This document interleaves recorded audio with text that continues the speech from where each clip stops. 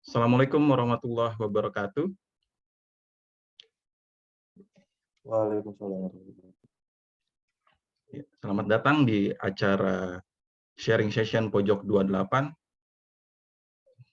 Data is new gold.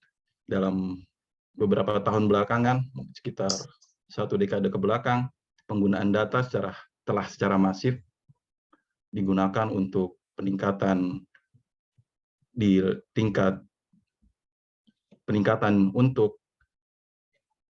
untuk dalam hal di bidang private. Bagaimana untuk penerapan penggunaan data di bidang pemerintahan dan khususnya pada bagian data audit sendiri. Untuk itu, kali ini kita akan mengangkat di sharing session Pojok 28 sendiri, kita akan mengangkat dengan tema Potential Use of Data Analytics for Audit dengan menghadirkan seorang narasumber yang merupakan seorang kandidat master Applied Social Data Science University of Exeter, United Kingdom.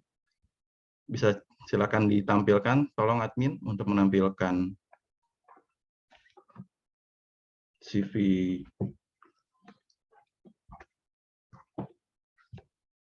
Ya, merupakan halo?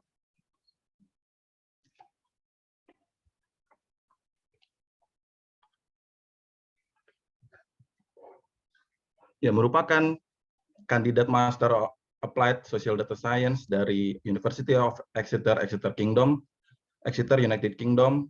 Sebelumnya merupakan lulusan dari Bachelor of Economics di Universitas 11 Maret di tahun 2017. Kemudian sebelumnya merupakan lulusan STAN dengan IPK 3,47. Setidaknya hingga saat ini telah memiliki 2 publikasi di tahun 2017 dan 2015 dengan tema Political Budget Cycles in Municipalities, Evidence from Indonesia, International Journal of Business and Society di tahun 2015, juga bersama dengan Efrianto dan Yuliansyah telah menerbitkan 1 publikasi di tahun 2015 dengan tema Kiat-kiat terhindar dari korupsi pada hibah dan bansos APBD, Preventing Corruption in Local Government Grant. Beliau juga pernah merupakan awardee dan penerima honor di tahun 2014, penerima honor STAR atau State Accountability Revitalization ADB Scholarship. Kemudian di tahun 2020 juga terdaftar sebagai Digital Talent Scholarship, dan dilanjutkan di tahun 2021 Pandora Box Data Science Scholarship. Kemudian di tahun 2021 yang sekarang masih dijalani merupakan awardee dari Chevening Scholarship. Dengan pengalaman kerja, work experience, bergabung di BPKP sejak tahun 2012 dengan jabatan junior auditor, kemudian dilanjutkan di tahun 2017 sebagai first auditor dengan beberapa certification yang sudah dipegang saat ini. Di antaranya adalah DP100, Azure Data Science Associate dari Microsoft, kemudian CRMP atau Certified Risk Management Professional dari Lembaga Sertifikasi Profesi Manajemen Risiko, dan juga AI 900 dari Microsoft Azure AI Fundamental dari Microsoft, lalu PCAP atau Certified Association in Python Programming dari Python Institute, dan Certified First Auditor dari Center for Auditor Development Financial and Development Supervisory Board atau BPKP. Kita sambut narasumber kita, Farah Rizkiah. Selamat datang Ibu Farah. Selamat sore semuanya, Bapak dan Ibu. Senang bisa di sini. Terima kasih sudah mengundang saya. Ya, kurang lebih dalam waktu 90 menit ke depan kita akan membahas potential of data analytic for audit. Tentunya ini akan menjadi tema yang cukup menarik ya, karena memang belakangan ini data analitik ataupun secara umum penggunaan data secara masif ya digunakan dalam penerapan bisnis, baik Mungkin umumnya kita mengenal data itu di bidang private ya. Nah, untuk sekarang coba kita membawa ini ke dalam bidang ranah sektor publik.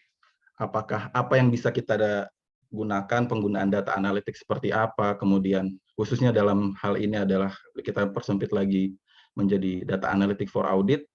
Acara akan dibagi menjadi beberapa sesi, berupa penyampaian pertama berupa penyampaian materi, kemudian nanti akan ada sesi talk show dan Q&A atau sesi tanya jawab.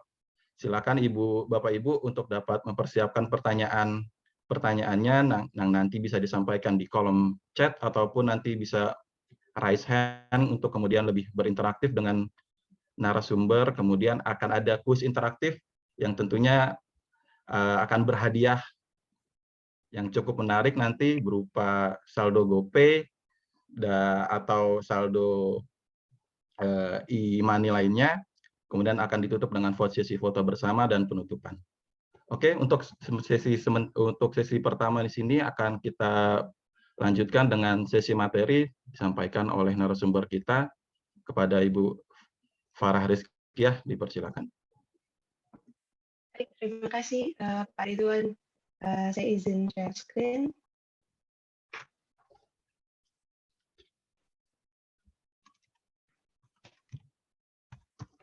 Kelihatan ya? Sudah kelihatan share screen-nya? Sudah, Mbak. Oh ya, oke, terima kasih. Jadi selamat sore lagi teman-teman semuanya, Bapak Ibu. Terima kasih sudah datang ke sini dan kita bisa share sama-sama diskusi soal potensial use of data analytics di audit. Jadi seperti yang kita tahu bahwa saat ini yang namanya data itu adalah the new oil. Tadi Pak Ridwan udah bilang juga bahwa data itu potensinya sangat besar karena sekarang jumlah data yang ada dibandingkan dengan data yang sudah dimanfaatkan itu benar-benar masih jauh dari potensi optimalnya gitu. Jadi salah satunya sebagai auditor tentu kita sangat dekat dengan data dan untuk dengan kondisi sekarang yang dimana teknologi semakin berkembang terus data juga semakin banyak. Kalau kita tidak mengakomodir itu dengan keep up sama teknologi seperti data analytics, sepertinya akan sulit untuk kita kemudian memberikan useful atau added value yang lebih di praktik audit kita. Jadi kali ini saya coba untuk mempropose idea untuk bagaimana sih potensi penggunaan data audit ini, data analitik ini di audit. Jadi kita mencoba untuk mentransformasi audit ini dari tradisional role of audit yang hanya pengawasan ke assurance provider yang keep up sama teknologi, sama modern teknologi seperti itu. Jadi menu hari ini apa? Itu ada 5. Jadi yang pertama adalah kita kenalan sama apa itu data analitik, definisinya, jenis, proses, sama roles di roles yang terkait sama data itu apa aja. Kemudian juga kita masuk ke data analitik untuk audit, seperti manfaat, use case-nya, kemudian tantangannya. Jadi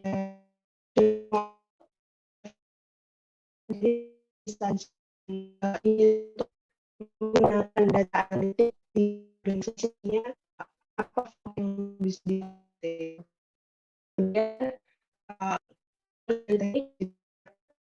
Tools dan teknik yang bisa digunakan untuk audit, teknik yang bisa digunakan untuk audit. Mungkin nanti akan menjelaskan halnya, jadi teknis, jadi kita hanya berkenalan dengan tools dan tekniknya secara umum. Kemudian saya akan berikan juga kayak semacam use case, jadi contoh penggunaan gimana sih kita menggunakan data analitik untuk pendeteksian anomali dan fraud. Jadi salah satu contohnya seperti apa ketika kita praktekkan penggunaan data analitik ini di audit. Dan yang terakhir ada Q&A. Kita masuk ke yang pertama yaitu apa itu data analitik. Jadi data analitik adalah ada sebenarnya dua poin yang ingin saya tekankan di data analitik. Yang pertama adalah prosedur analitik untuk mengevaluasi data. Jadi tentu data analitik adalah menganalisis data secara umum sebenarnya. Gitu. Tapi di sini adalah proses penerapan teknik statistik dan atau logika secara sistematis untuk menggambarkan dan mengilustrasikan, menyingkat dan merekap dan mengevaluasi data. Jadi di sini yang perlu ditekankan adalah adanya penerapan teknik statistik dan logika sistematis yang mana biasanya dalam praktiknya kita menggunakan bahasa pemrograman atau aplikasi yang sudah ada bahasa pemrogramannya di dalam situ untuk mengevaluasi data atau untuk bekerja dengan data. Nah, prosedur analitik ini berfungsi untuk membedakan sinyal dari noise. Jadi dalam data ketika kita bertemu dengan data besar atau large data, tentu akan sulit untuk menarik informasi atau insight cuma dari lihat datanya aja. Jadi kita perlu melakukan analisis untuk membedakan mana yang sinyal, mana yang informasi, benaran informasi, mana yang ternyata hanya noise atau fluktuasi statistik dalam data. Nah, jenis data analitik yang saat ini banyak digunakan itu secara umum sebenarnya ada 5. Tapi di sini saya lebih ke menekankan yang 4 ini karena ini yang paling general. Yang pertama adalah deskriptif. Jadi deskriptif statistik ini kalau Bapak Ibu kembali ke statistik kan kita bisa sering namanya kayak mean atau rata-rata modus atau angka yang paling sering keluar seperti itu. Ini sebenarnya bagian salah satu dari deskriptif statistik. Jadi deskriptif statistik ini intinya menjawab pertanyaan what's happening atau apa yang terjadi. Jadi secara umum deskriptif statistik ini dia akan memberikan gambaran umum dari data. Biasanya dia dilakukan dengan visualisasi. Jadi visualisasi data seperti pie chart atau bar chart atau line chart. Nah, itu biasanya masih masuknya dalam ranah deskriptif statistik.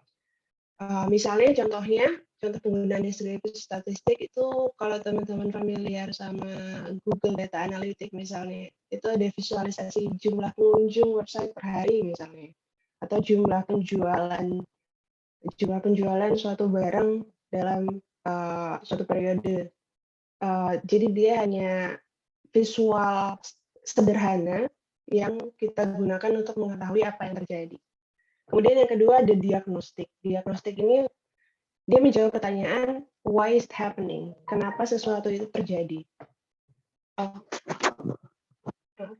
Suaranya putus-putus ya?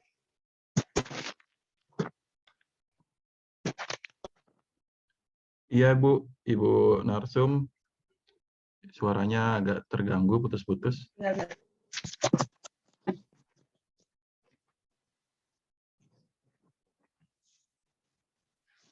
Mungkin kita flashback sedikit ya. Tadi disampaikan bahwa jenis data analitik. Oke, sudah membaik sepertinya. Kedengaran jelas ya? Udah membaik. Boleh dilanjut dulu coba. Gimana? Pak Ridwan? Udah membaik, udah bagus. Jelas ya? Sudah jelas. Silakan dilanjut.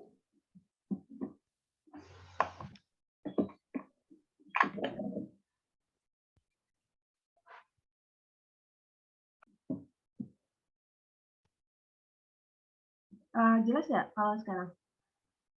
Sudah cukup jelas, Ibu Farah, silakan. Cukup jelas. Mohon maaf. Oke, kita lanjut ya. Jadi tadi intinya kalau deskriptif statistik itu lebih ke visualisasi sederhana atau untuk menjawab what's happening atau apa yang terjadi. Jadi dia gambaran umum atau gambaran sederhana dari data. Itu deskriptif statistik ini adalah analisis paling sederhana atau paling awal yang biasanya kita lakukan terhadap data. Untuk diagnostik statistik itu untuk menjawab why is it happening atau kenapa sesuatu itu terjadi. Di sini kita menggunakan data historis untuk memprediksi, maksudnya di sini di diagnostik kita akan mencari penyebab utama atau root cause. Biasanya ini digunakan salah satu aplikasinya adalah di Automated RCA atau root cause analysis. Dan misalnya contoh penggunaannya itu antara lain misalnya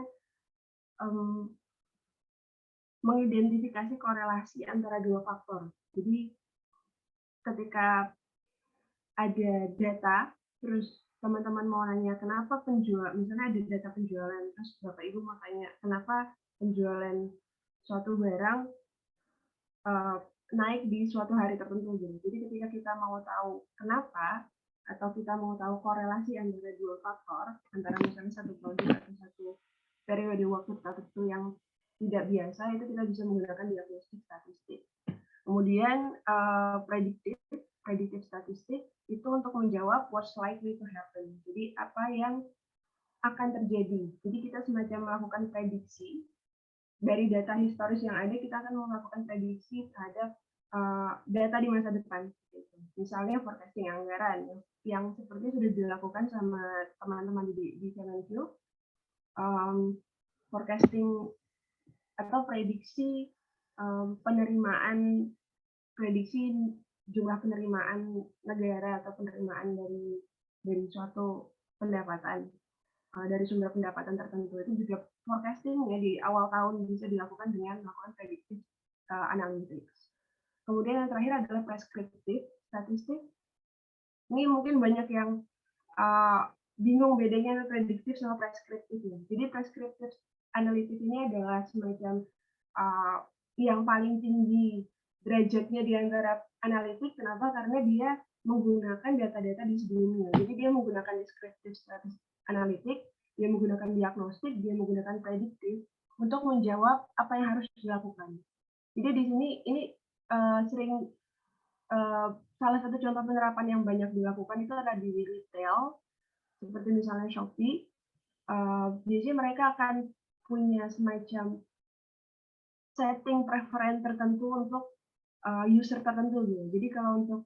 Jadi dari data prediktif, dari data diagnostik, dari data deskriptif, Shopee mungkin bisa semacam membuat analitik tentang untuk demografi user di umur tertentu atau di gender tertentu, mereka sukanya jenis barang yang seperti apa atau harganya bisa seperti apa. Jadi misalnya teman-teman yang banyak digunakan adalah misalnya di booking.com, kalau misalnya mau pesan hotel gitu, biasanya ketika misalnya saya atau salah satu user sama user yang lain ketika membuka booking.com dari link yang sama, dari link Trivago atau dari link langsung booking.com, itu biasanya harganya beda. Karena dia menggunakan prescriptive analytic ini untuk semacam membuat profiling dari user untuk kemudian disesuaikan dengan profiling usernya seperti ini, maka kita coba untuk menawarkan produk yang seperti ini. Itu salah satu contoh prescriptive statistik. Jadi menentukan pricing atau harga produk berdasarkan demografi atau histori transaksinya user. Kemudian proses data analytics. Proses data analytics ini sebenarnya proses general, tapi ketika dalam melakukan perform atau melakukan data analitiknya sendiri, sebenarnya disesuaikan dengan case by case. Tapi secara general yang pertama adalah kita perlu mendefinisikan pertanyaan atau business need-nya. Apa tujuan kita untuk melakukan data analitik? Yang kedua, get the data atau mendapatkan datanya. Jadi ketika kita menentukan apa tujuan kita untuk menggunakan data analitik, itu kita juga menentukan ruang lingkup atau scope. Dan kita juga menentukan apa data yang diperlukan dan apa yang ingin kita prediksi dari situ. Dan kemudian ketika kita masuk ke get the data, kita mulai menanyakan mana data yang relevan, apakah datanya available atau ada, sama apakah ada legal atau organizational constraints, seperti misalnya data etiknya atau regulasi terkait data, kalau misalnya kita menggunakan data pribadi. Kemudian explore the data, ini di bagian di mana kita melakukan salah satunya descriptive analytics tadi. Kita secara umum ingin mengetahui bagaimana data itu di awal. Jadi apakah ada missing data, apakah data per variabel, misalnya ketika kita mau ada satu kolom atau ada satu variabel yang tidak balance, misalnya ada dua klasifikasi ya sama tidak, ternyata ya-nya dari 100 data ya-nya hanya 10, tidaknya ada 90, maka di situ kita perlu melakukan explore dan menentukan treatment yang tepat untuk data ini. Kemudian habis itu setelah itu kita melakukan modeling datanya, setelah kita melakukan data preparation dan dibersihkan dan descriptive analytics, kita bisa mulai melakukan modeling data. Ini biasanya kalau di machine learning atau di data analytics bisa algoritma apa yang paling baik untuk kita gunakan. Dan di situ kita juga melakukan model fitting dan validasi dari model. Kemudian kita mengkomunikasikan hasilnya. Kalau Bapak Ibu perhatikan di sini ada di bagian bawah ada tanda panah dari communicate the result ke define business need. Habis itu di atasnya ada juga communicate the result terus ke step sebelum-sebelumnya. Ini untuk memberitahukan bahwa yang namanya proses data analitik itu bukan proses yang satu arah. Jadi ketika kita melakukan data analitik, dia proses yang cycle. Dimana ketika misalnya kita sudah sampai di modeling the data, terus kita baru sadar, oh sepertinya datanya nggak sesuai, atau ketika kita melakukan validasi, oh ternyata tidak sesuai akurasinya. Berarti ada yang salah nih. Oh gimana di gather datanya? Apakah datanya tidak sesuai, atau data preparation yang kita kurang baik, atau kurang cukup optimal melakukannya? Kita bisa kembali lagi ke kembali lagi ke step sebelumnya dan melakukan perbaikan di situ. Jadi proses data analitiknya adalah proses yang sangat dinamis dan bukan satu arah. Jadi di titik mana saja itu kita bisa kembali lagi ke sebelumnya untuk melakukan perbaikan. Kemudian advanced analytics. Di sini saya akan memperkenalkan sedikit secara umum saja bahwa analitik itu ketika kita menggunakan machine learning atau melakukan computational data analytic atau data analitik dengan komputasi, itu biasanya jenis-jenis tasknya itu ada dibagi beberapa bagian. Itu biasanya secara umum dibagi besar ke bagian supervised sama unsupervised learning. Jadi supervised sama unsupervised ini bedanya cuma di datanya ada label atau tidak. Jadi kalau di supervised itu datanya ada label. Label itu apa? Jadi ketika Bapak Ibu misalnya punya data, kita mau menentukan harga rumah, misalnya. Terus kita punya data, kita punya data penjualan rumah, transaksi penjualan rumah di satu daerah. Kita punya data jumlah kamar, kita punya data luas tanah, kita punya data jarak rumah masing-masing dari pusat kota misalnya. Dan di situ kita punya juga untuk melakukan supervised learning, kita juga harus punya data apa yang ingin kita lihat. Oh, kita mau lihat daftar harga. Jadi kita harus punya data daftar harganya juga. Nah, data daftar harga yang akan kita cari ini itu yang kita sebut dengan supervised, kita sebut dengan label atau target variable. Itu yang mau kita cari. Nah, di sini supervised learning itu ada dua secara umum, itu ada klasifikasi sama regresi. Klasifikasi secara umum adalah pengelompokan. Jadi proses pengelompokan data ke dalam beberapa kategori, bisa 2 atau lebih. Kalau 2 kita sebut namanya biasanya binary classification, binary. Kalau lebih dari 2 kelas kita biasanya sebutnya multi class classification. Jadi di sini kita semacam mengidentifikasi antara variabel-variabel fitur dan variabel target. Jadi hubungan antara fitur-fitur yang sudah fitur-fitur dari data, misalnya kolom-kolom A, kolom B, kolom C, dan variabel target. Kalau Bapak Ibu tidak familiar dengan variabel fitur dan variabel target, mungkin bisa dibayangkan ketika misalnya bikin skripsi independent variabel ya. Jadi variabel fitur itu adalah independent variabel, variabel target adalah dependent variabel. Jadi yang kita cari Y-nya. Jadi kalau Y sama dengan X1 plus X2 plus X3, Y-nya itu adalah variabel target, X1, X2, X3 adalah variabel fitur. Untuk regression, contoh klasifikasi itu adalah misalnya yang paling familiar mungkin spam detection.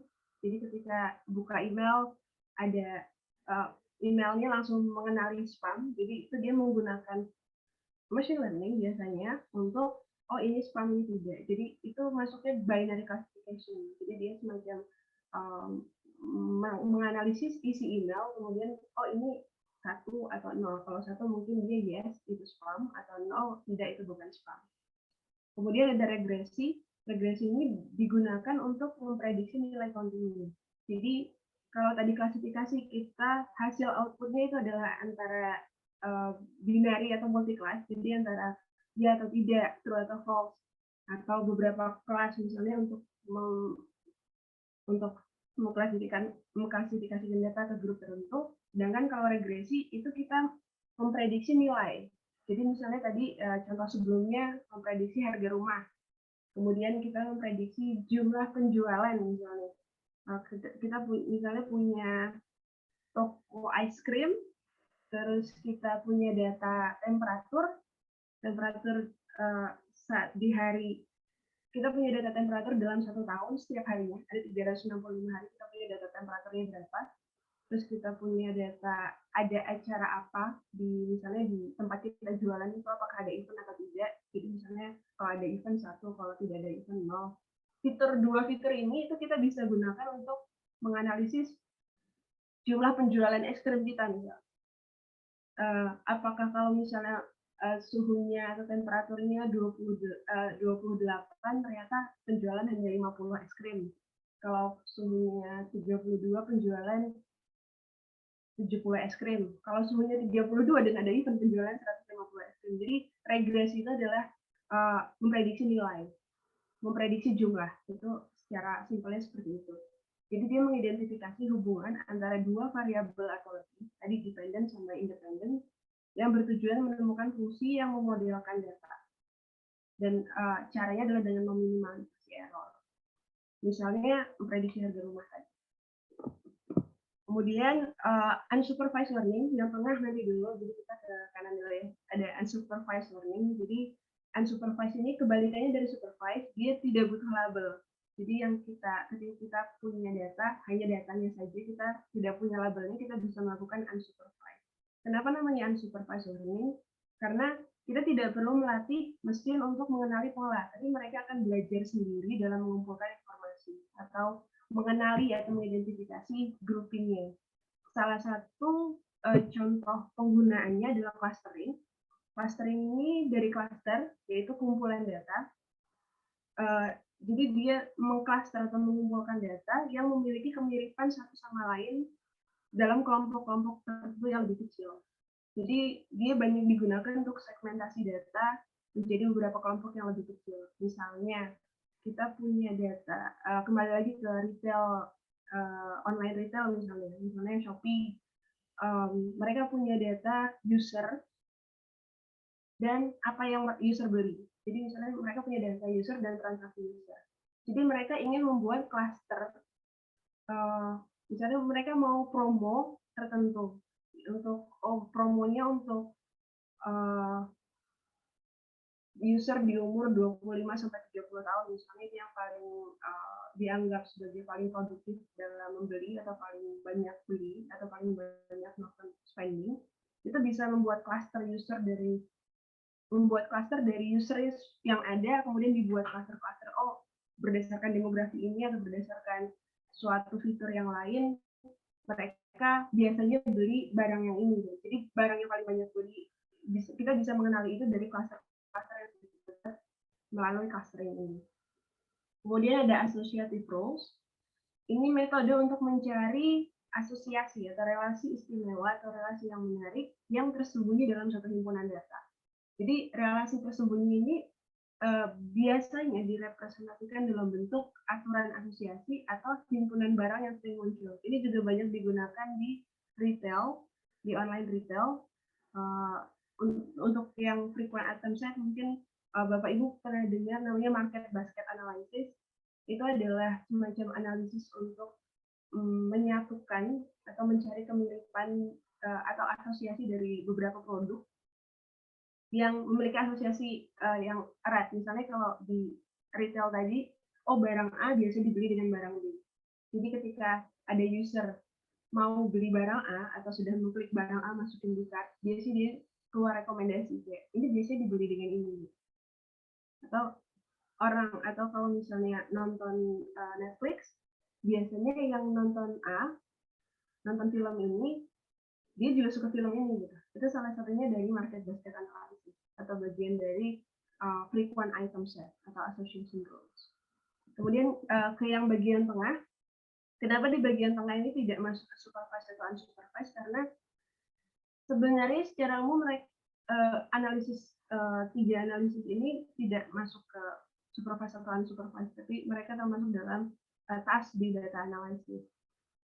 Exploratory analysis itu basically descriptive analysis, mirip. Jadi analisis awal untuk mengidentifikasi pola, menemukan anomali, atau memeriksa asumsi melalui ringkasan statistik dan representasi visual.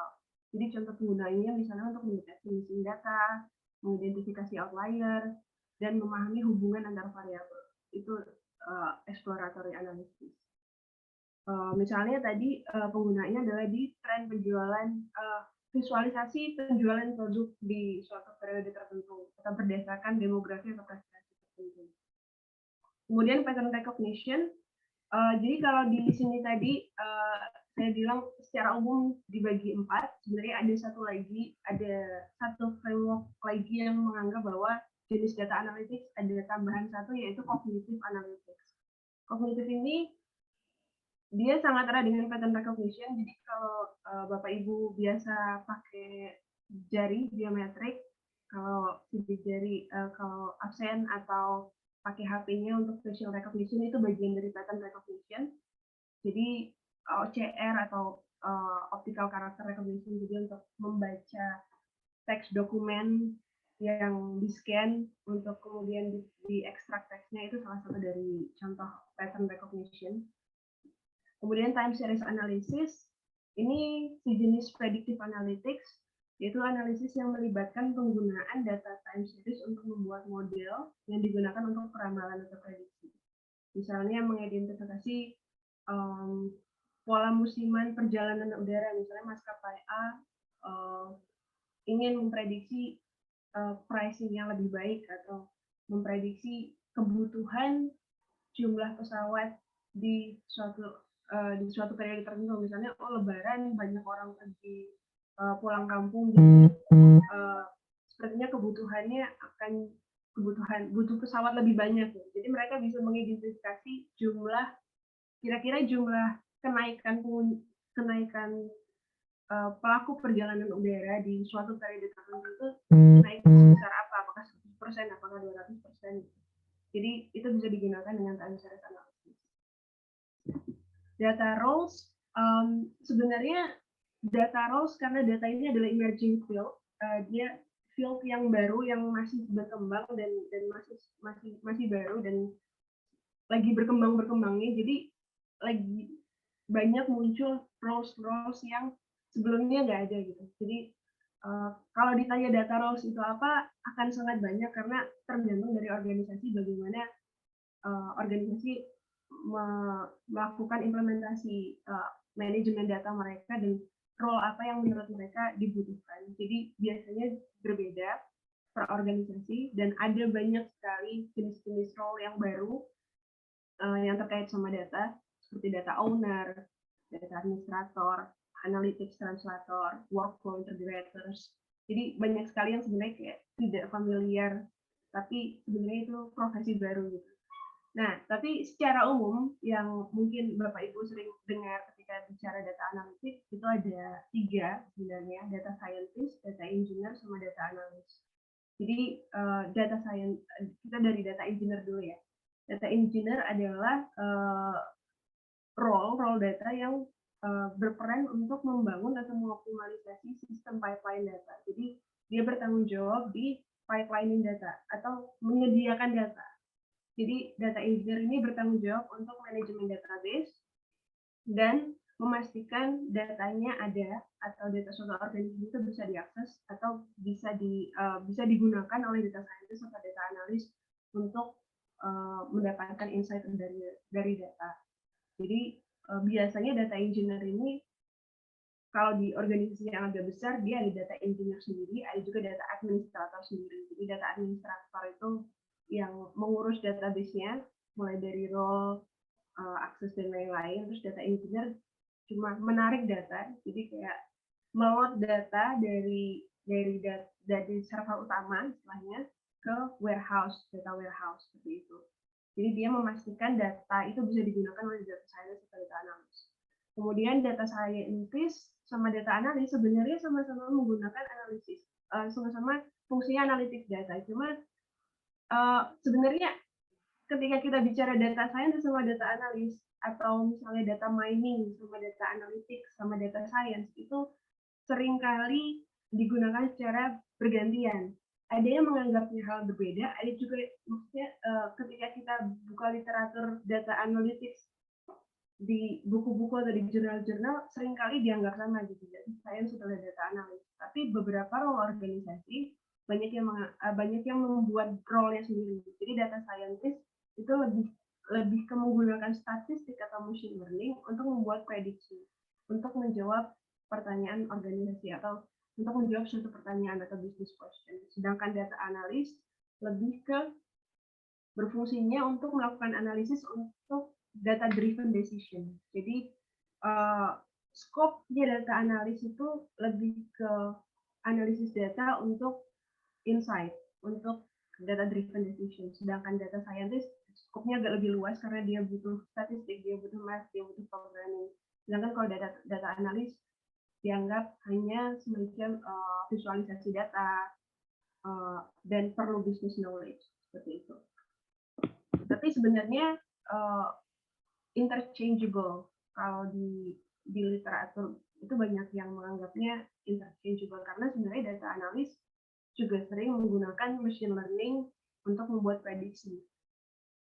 Dan data scientist biasanya juga menggunakan kata menggunakan kata data analytics dibanding bukan data science seperti itu. Untuk skillnya bisa dilihat di sebelah kiri itu ada business skill, technology skill, sama analytics skill. Jadi sering ada banyak ini dari sisi roles. Ketika kita bicara data analytics sama data scientist, itu sering kita lihat ada diagram Venn seperti ini yang teknologi, maksudnya programming, matematika, sama domain expertise. Itu jenis skill yang dibutuhkan untuk data analytics. Jadi tidak hanya programming saja, tidak hanya statistik saja, tapi juga domain expertise. Dan tiga ini sebenarnya menurut saya bukan sama pentingnya gitu. Jadi mungkin kalau misalnya teman-teman atau maaf kalau Bapak Ibu ikut misalnya bootcamp di luar atau ikut course-course di luar, itu biasanya sangat berfokus pada programming. Jadi fokusnya kalau sekarang kayak data analitik adalah belajar programming gitu.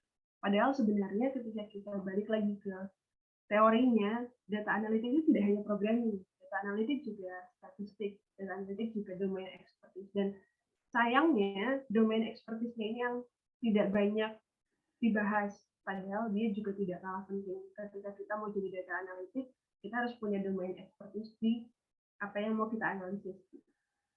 Jadi tidak hanya running code atau menghitung statistiknya. Kemudian kita polling dulu, mungkin ini bisa dibantu kah Pak Ridwan? Atau ini saya mau coba melihat atau mau kita coba tanya ke Bapak Ibu sekalian. Mungkin ada yang dari BPKP, ada yang dari inspektorat atau dari instansi lain. Bagaimana sih Anda menilai penerapan data analitik di unit kerja atau organisasi Anda? Jadi kita cuma mau lihat jauh mana sih penggunaan data analitik sepemahaman Bapak Ibu di unit kerja atau di organisasi Bapak Ibu. Gimana? Bisa Kakak host? Oke, silakan Bapak Ibu untuk mengisikan pollingnya. Ya, menarik bagaimana ini berarti persepsi ya masih ya, persepsi dari peserta ya.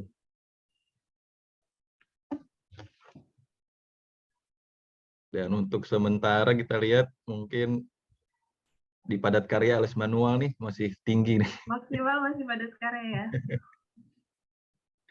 Padat karya bahkan cukup tinggi juga di angka gimana masih bertanya-tanya, bahkan sepertinya baru hal yang baru bisa jadi ya.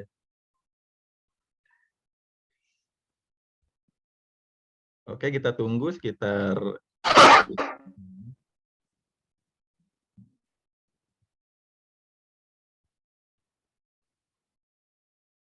mungkin boleh dilanjut juga, Bu Oke, Farah. oke. Jadi kita lihat ini masih banyak yang padat karya alias manual ya. Excel sebenarnya masuknya ke bagian sini nih, masuknya masih bagian padat karya atau manual. Dan masih ada yang gimana-gimana dan masih ada belum. Baik, terima kasih partisipasinya Bapak Ibu, sangat insightful. Ini, oh ya. Oke, kita lanjut ya. Jadi sekarang kita masuk ke dalam manfaat penggunaan data analitik dalam audit. Jadi tadi sekilas itu data analitik. Apa itu data analitik? Dan sekarang kita coba explore, kita coba diskusi soal gimana sih penggunaan data analitik dalam audit. Salah satunya yang pertama adalah manfaatnya. Beberapa manfaat antara lain yang sering keluar di literatur yang pertama adalah bisa dengan menggunakan data analitik kita bisa memprioritaskan area dengan risiko yang lebih tinggi. Ini nanti nanti ada contohnya. Nanti salah satu use case yang kita bahas adalah soal analisis risiko dengan menggunakan data analitik. Kemudian kita juga bisa menganalisis 100% transaksi regardless tidak peduli tipenya, volume atau lokasi. Jadi salah satu yang digadang-gadang manfaat data analitik yang paling banyak disebutkan itu adalah bahwa kita tidak perlu lagi melakukan sampel, tapi bisa menggunakan seluruh data. Jadi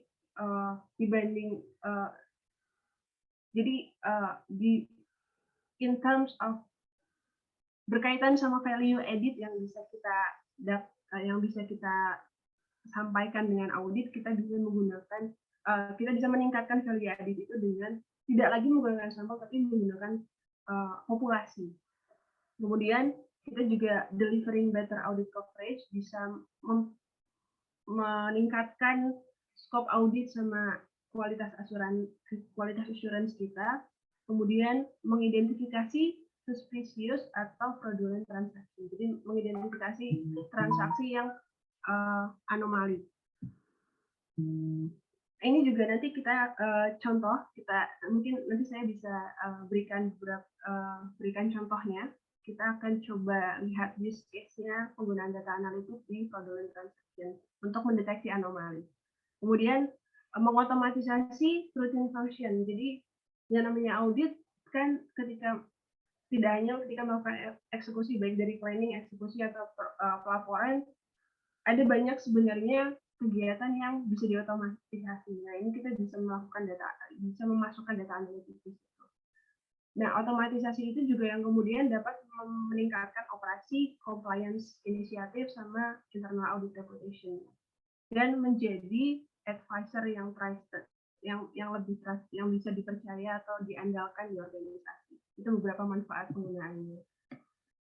Jenis contoh penggunaannya, apa yang bisa kita gunakan data analitik bisa kita gunakan di mana di audit.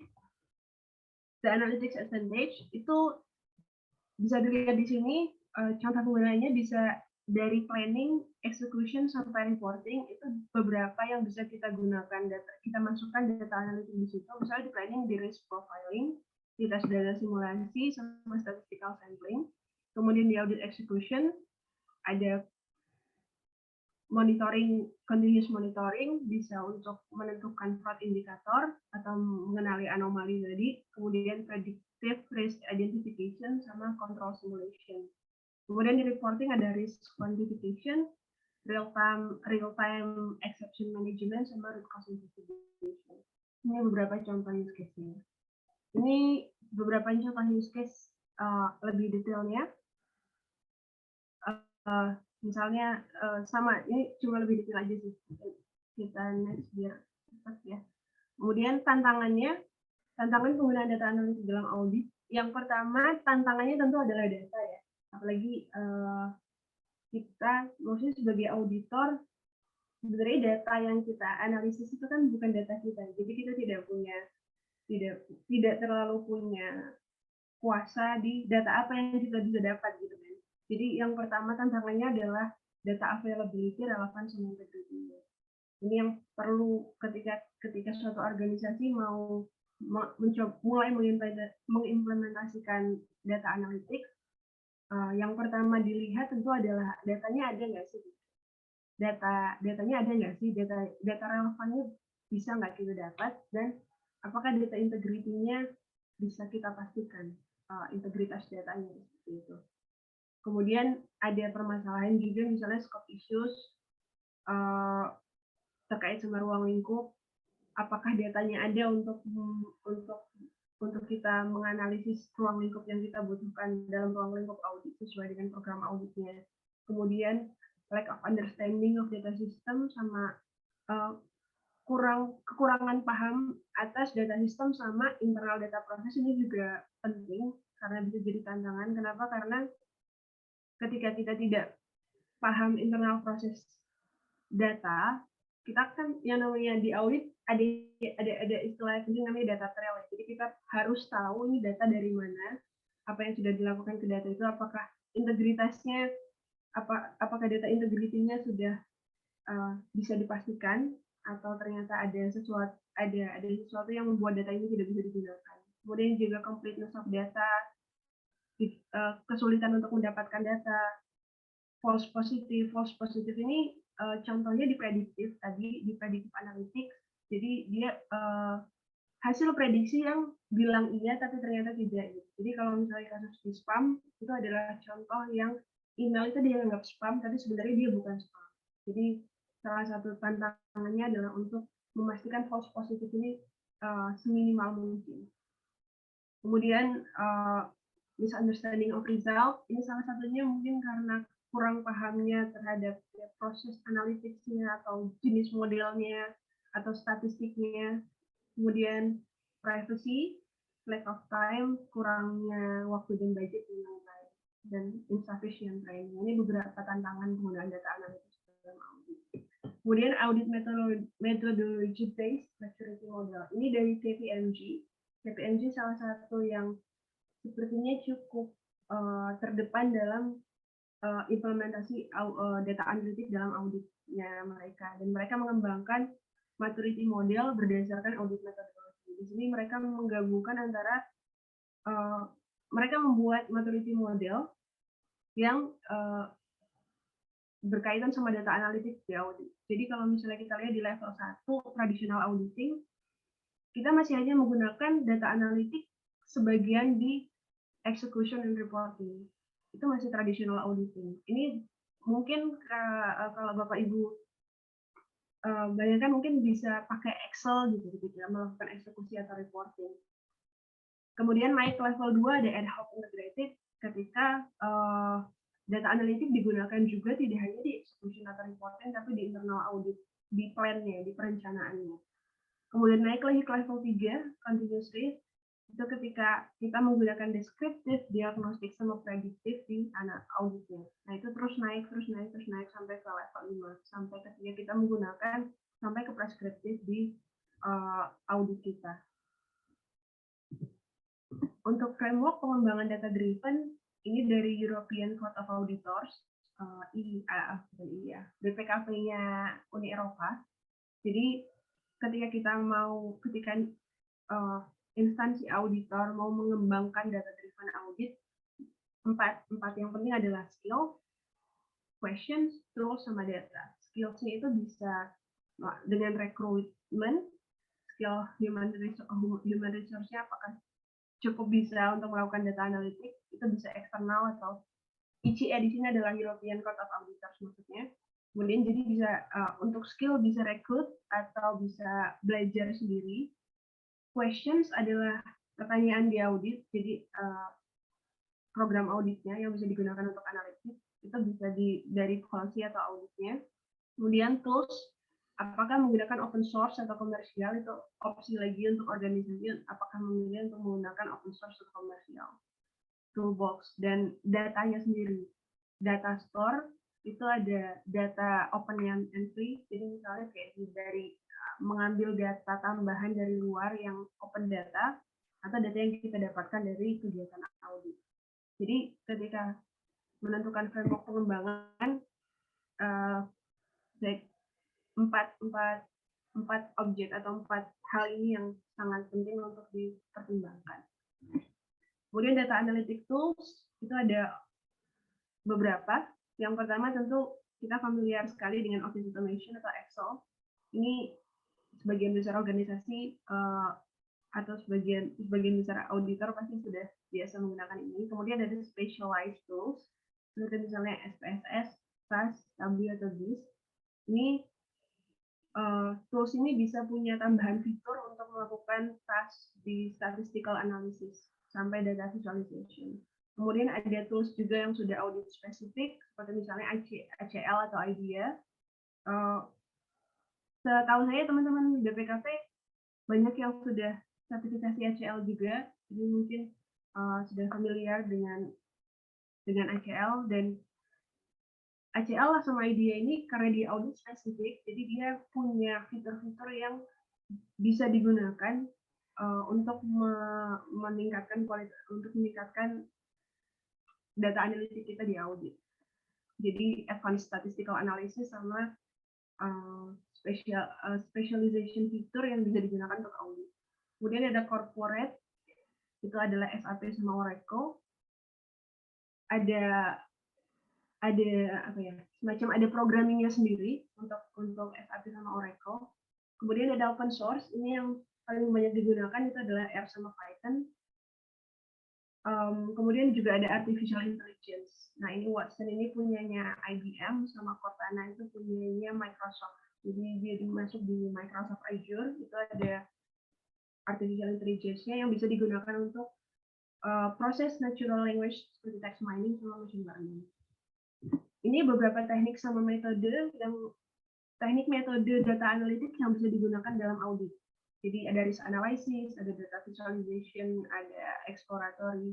Kita akan lihat beberapa untuk pengaplikasiannya dalam data analytics. Ini beberapa teknik dan metode. Terus kita masuk ke use case-nya.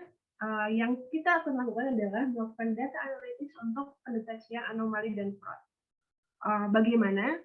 Workflow-nya yang pertama adalah dari data sources, dari sumber data, kita melakukan data request, minta datanya, kemudian data yang sudah ada itu kita bersihkan, cleansing of data, kita validasi, data validation, kemudian kita test of data dengan dataset atau parameter atau KPI. Dan habis itu kita melaporkan temuannya. Beberapa teknik analisis yang bisa kita gunakan itu antara lain filtering dan atau sorting, joining dan atau matching, itu biasanya dapat juga digunakan untuk cari duplikat. Kemudian mengidentifikasi aktivitas yang tidak biasa atau menggunakan ada namanya band force law. Sama yang terakhir kita lihat contoh teknik mining.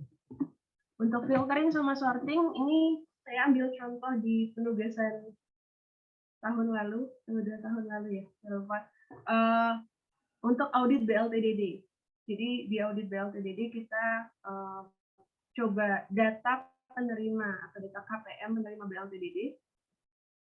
Salah satu filtering sama sorting yang bisa kita lakukan adalah dari penerima yang nick-nya kosong. Itu kita bisa gunakan, ini saya contohnya menggunakan SQL.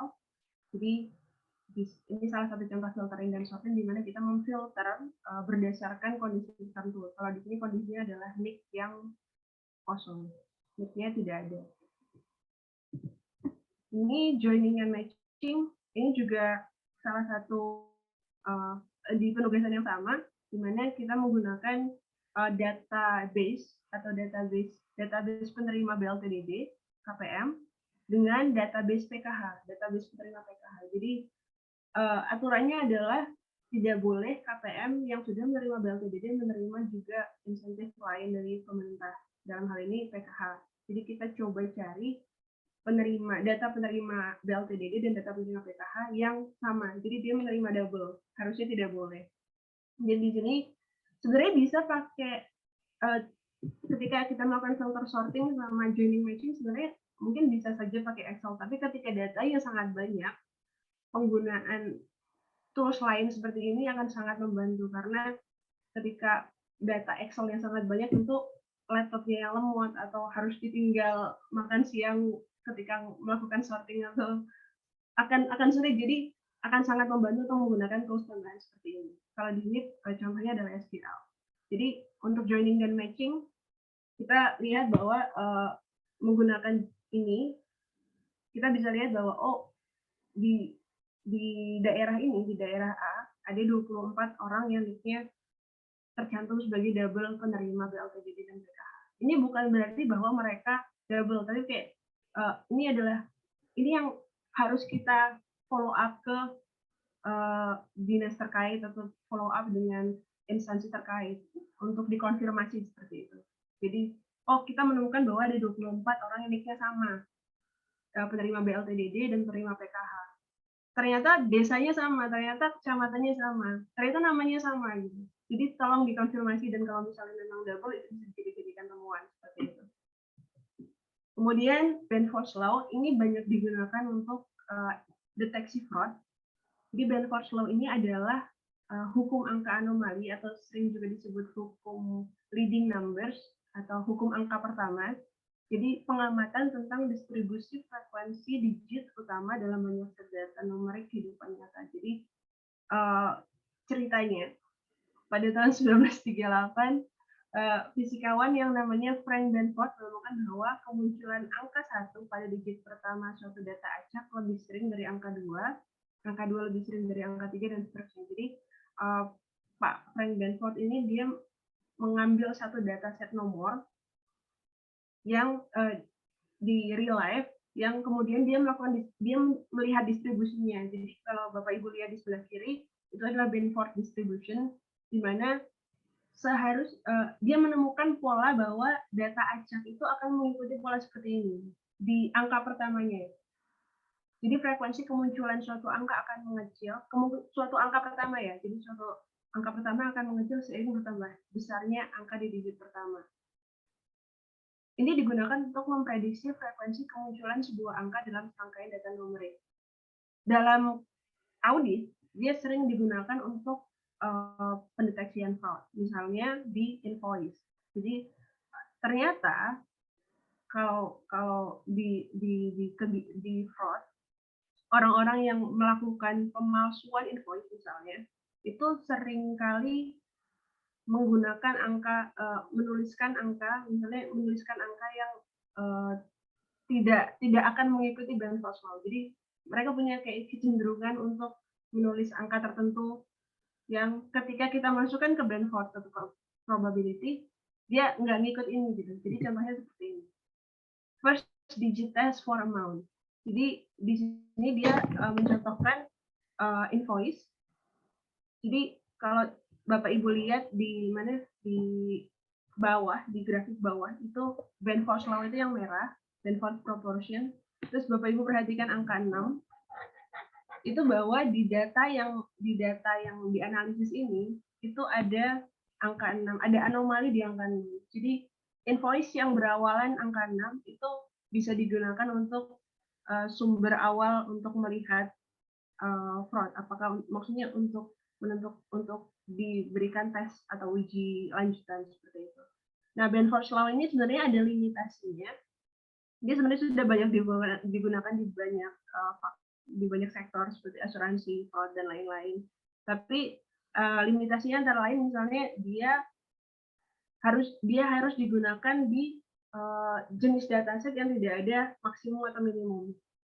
Jadi yang angkanya kontinu. Kemudian juga database-nya harus banyak.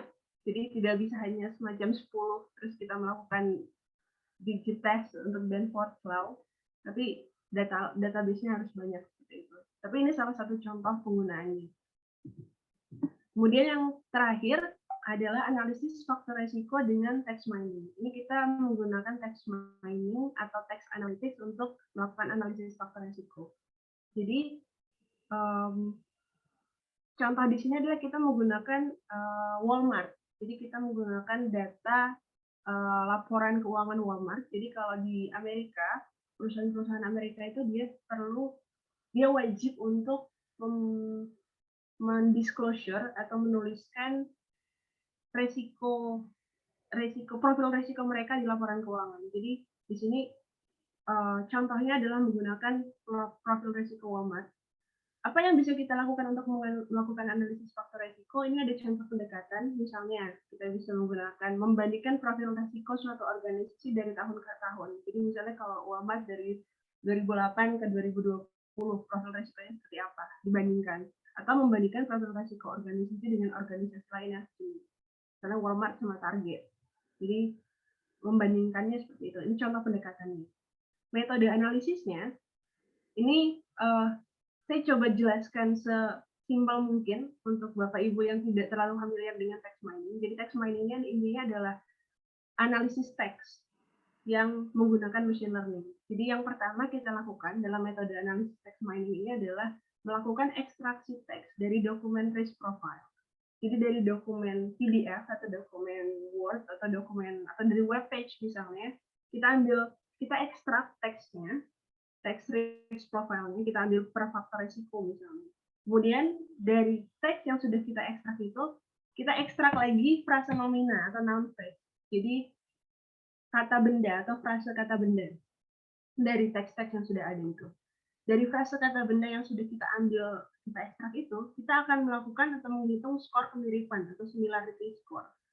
Nah, ini ada metode namanya TF-IDF sama cosine similarity. Saya akan coba jelaskan. Jadi yang pertama ada similarity score, itu yang pertama ada TF-IDF. Jadi ketika kita melakukan text analytics, sebenarnya ada dua faktor yang penting, yaitu vektorisasi. Vektorisasi itu merubah, jadi kalau machine learning itu dia tidak bisa memproses teks. Jadi ketika kita melakukan text analytics, teks ini harus kita ubah jadi angka. Itu namanya vektorisasi. Salah satu metode yang bisa kita gunakan untuk vektorisasi atau merubah teks itu menjadi angka itu adalah menggunakan TF-IDF. TF ini adalah term frequency inverse document frequency. Jadi ini jangan apa ya? Ini sebenarnya tidak sesulit kelihatannya rumusnya. Jadi sebenarnya intinya kita cuma kalau Bapak Ibu lihat WXY-nya adalah word atau term X atau kata suatu kata A atau kata B atau kata C di dalam satu dokumen. Jadi kenapa namanya term frequency inverse document frequency? Karena kita ini frekuensi based, jadi kita intinya semacam menghitung jumlah kata itu di dalam satu dokumen, habis itu kita kali sama jumlah dokumennya. Jadi sesering apa sih si kata ini muncul di seluruh dokumen, seluruh korpus. Jadi intinya sebenarnya seperti itu. Jadi sebenarnya frekuensi based. Jadi kita menghitung angka yang sudah kita ekstrak tadi, kata yang sudah kita ekstrak tadi, kita menghitung frekuensinya di dalam seluruh korpus. Korpus itu adalah text dataset, itu kita biasa menyebutnya korpus. Jadi text dataset itu bisa banyak dokumen ya. Jadi di sini kita melakukan frekuensi kata itu di dalam seluruh korpus. Nah, jadi tadi kita sudah mendapatkan, kita sudah merubah teks itu menjadi angka. Yang berikutnya kita lakukan adalah melakukan similarity distance. Jadi similarity distance di sini, kalau angka-angka yang tadi Bapak Ibu sudah convert dari teks itu dimasukkan ke dalam tabel Cartesian, grafik Cartesian seperti ini X dan Y. Misalnya kata A itu gurunya Po. Misalnya kata A adalah tikus yang ada di sebelah kiri. Misalnya itu adalah halo. Misalnya kita randomly ngambil kata A adalah halo. Panda katanya adalah hai. Terus si macan katanya adalah spada. Jadi dari kata halo, hai, spada itu kita karena dia sudah jadi nomor, karena dia sudah jadi angka, kita bisa masukkan dia ke diagram seperti ini kan. Dan kita bisa mengukur similarity-nya. Similarity adalah jarak angka itu. Jadi makin dekat angkanya, makin dekat titik mereka, maka mereka bisa dibilang semakin similar. Jadi kalau misalnya ada kata lain pisang misalnya, itu bisa aja kayak jauh di atasnya jauh dari kumpulan ketiga kata ini. Nah, untuk menghitung similarity distance ini ada 3 cara. Yang pertama adalah cosine similarity. Jadi kalau Bapak Ibu perhatikan ada tanda panah biru, itu adalah menghitung cosinnya. Jadi cosin adalah 1/. Jadi cosin, jadi intinya menghitung cosin similarity adalah menghitung cosin. Jadi menghitung sudut antara si tikus sama si panda. Itu semakin dekat, itu semakin similar. Itu kita menggunakan cosin similarity. Ada Euclidean distance, itu metode berikutnya. Opsi metode berikutnya. Euclidean distance inilah jarak yang, ya definisi jarak. Jadi kalau misalnya dari A ke B, 1 meter, itu adalah Euclidean distance. Jadi cuma langsung jarak dari A ke B langsung. Kita menghitungnya. Jadi Euclidean distance adalah jarak langsung. Cosine similarity adalah jarak sudutnya. Kemudian ada Manhattan distance yang sebelah kanan, itu adalah jarak berdasarkan Cartesian. Jadi dia menghitung X dan Y. Jadi kayak langsung ke kanan berapa, ke kiri berapa, itu ditambahkan. Jadi itu beberapa metode yang bisa digunakan untuk similarity distance measure. Di sini kita menggunakan cosine similarity metodenya. Ini hasilnya. Jadi dari term-term yang sudah kita ekstrak tadi, kita bisa melakukan bisa melakukan semacam agregasi kata-kata yang mirip sama sering keluar, misalnya dari tahun 2018 sampai 2015. Resiko apa sih yang sering keluar atau resiko apa yang berulang? Kita bisa analisis resiko berulang itu apakah sudah, kalau resikonya berulang kan otomatis harusnya sudah ada mitigasinya seperti apa. Jadi kita bisa evaluasi mitigasi di tahun sebelumnya. Atau ketika misalnya di 2008 seperti ini, Bapak Ibu bisa lihat bahwa ada 5 new risk term, ada 5 kata baru di profil resikonya. Kata barunya apa? Computer system, consumer trend, market share, product transaction. Itu kita bisa memastikan untuk risk term yang ini, untuk risk term yang berkaitan sama kata-kata, untuk risiko yang berkaitan sama kata-kata ini, apakah kita sudah punya mitigasi risiko yang baik untuk itu?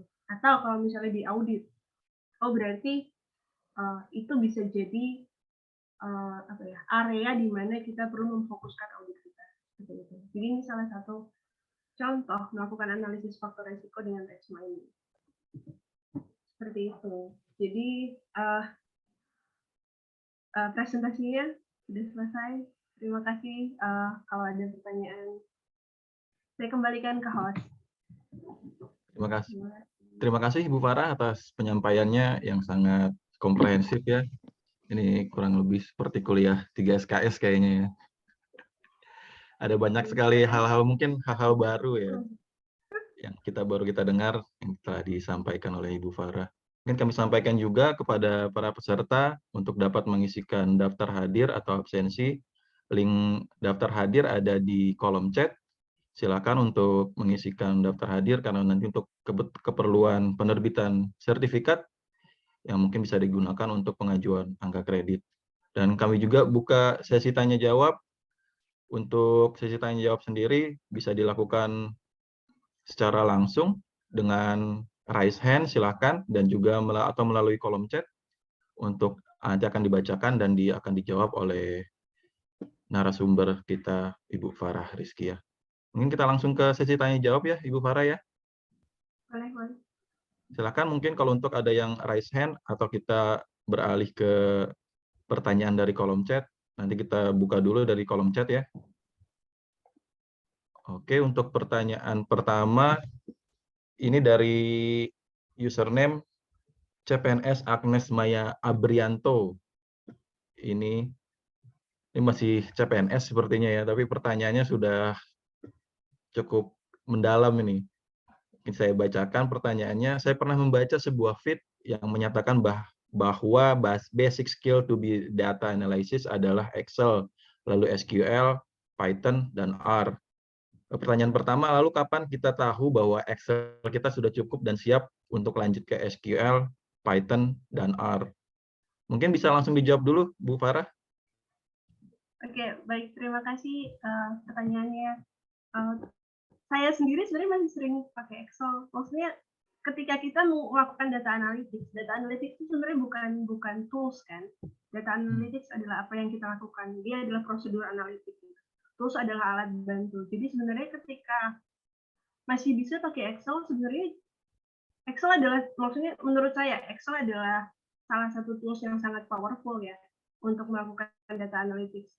Kemudahan penggunaan, kemudahan melakukan analisis. Jadi misalnya sebenarnya ketika masih bisa menggunakan Excel, nggak masalah untuk menggunakan Excel. Yang jadi masalah adalah ketika data yang diolah atau data yang ada di audit yang perlu kita olah itu sudah tidak mumpuni untuk dianalisis atau diolah di Excel. Misalnya kemarin BLTDD yang penerimanya sudah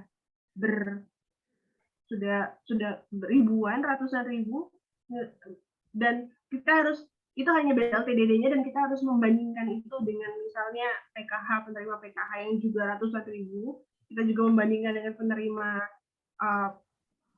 penerima insentif yang lain yang juga ratusan ribu. Maksudnya adalah ketika soal penggunaan tool sebenarnya balik lagi ke analisnya, apa tools yang menurut analisnya paling nyaman digunakan gitu. Jadi bukan leveling keahlian ya, lebih ke case yang dihadapi seperti apa, jenis data sebanyak apa, lalu itulah yang ini ya. Bukan berarti setelah kita dianggap menguasai Excel, kemudian beralih ke SQL, Python, dan yang Excel bisa ditinggalkan, tapi lebih ke atau case yang dihadapi ya, seperti itu ya. Iya, jadi sebenarnya bukan Excel, SQL, Python, itu bukan leveling ini. Linear learning path gitu. Sangat, maksudnya kalau menurut saya SQL itu sangat penting untuk auditor untuk dipelajari. Kenapa? Karena RDB, maksudnya Relational Database Management atau RDBMS itu sangat tipikal ya untuk organisasi, baik itu organisasi privat atau organisasi pemerintah gitu. Jadi kemampuan kita untuk menganalisis atau mengquery SQL itu sangat membantu untuk kegiatan audit. Jadi jangan tunggu kayak Excel-nya khatam dulu baru belajar SQL gitu. Belajar aja langsung SQL, belajar aja langsung R, belajar aja langsung Python gitu. Jadi itu bukan sesuatu yang setelah ini, tapi baik sekali untuk Bapak Ibu bisa menguasai itu. Jadi nggak usah nunggu butuh baru belajar gitu. Jadi kalau misalnya emang tertarik, belajar aja gitu. Oke, mungkin kita lanjut ke pertanyaan kedua dari Mbak Agnes ini. Ini terkait pertanyaan kedua adalah seorang auditor erat dengan namanya risiko, di mana risiko adalah sesuatu yang belum terjadi. Berarti kalau dikaitkan dengan tingkatan data analitik ini lebih ke preskriptif ya, yang di level 3 tentu akan sangat sulit kalau langsung berekspektasi ke tahap preskriptif. Jadi bagaimana nih kalau dari Ibu Farah sendiri? Sebenarnya kalau kita bicara audit, tadi kan saya sempat share diagram ya, use case-nya data analitik di audit gitu. Jadi sebenarnya tidak hanya preskriptif gitu. Misalnya untuk ketika misalnya kita, ya namanya data analitik itu kan tidak hanya preskriptif analitik, tapi juga deskriptif, juga diagnostik, prediktif, itu semua data analitik. Tapi resiko ini gimana ya?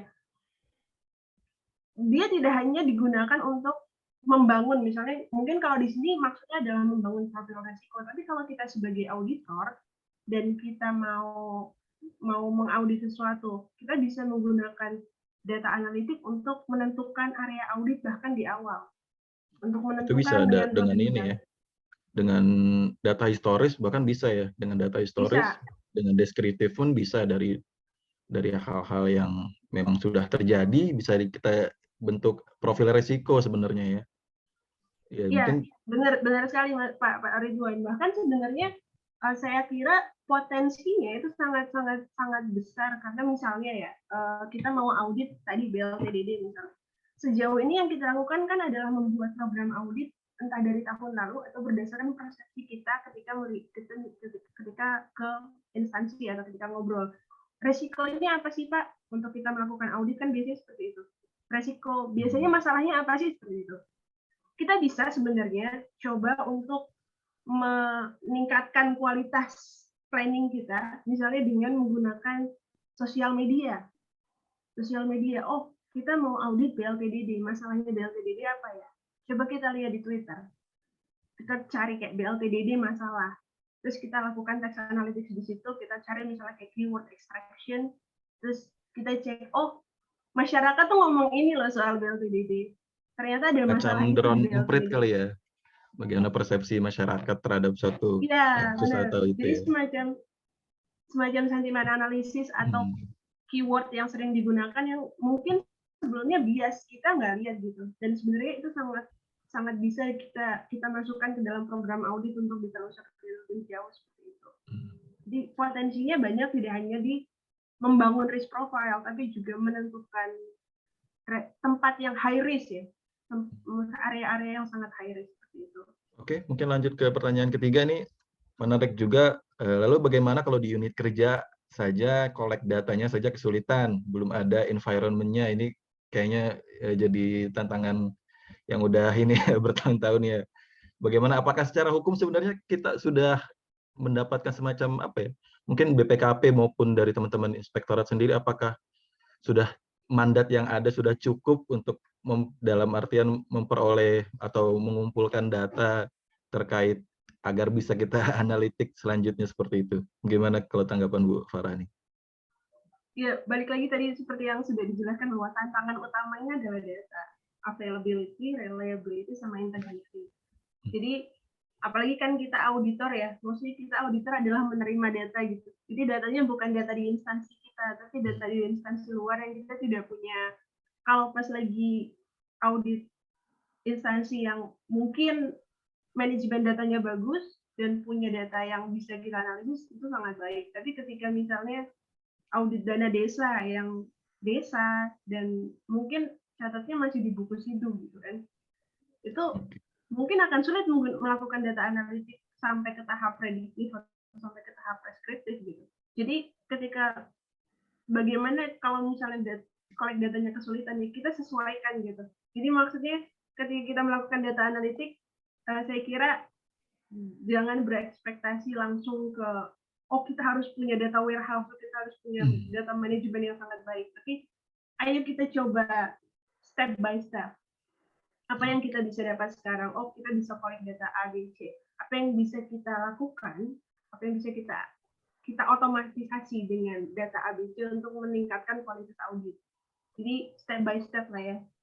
Hopefully, mudah-mudahan makin ke depannya dengan inisiasi pemerintah yang DataGo, open data dan lain-lain, ketersediaan data sama integritas dan reliabilitasnya juga bisa makin baik ke depannya.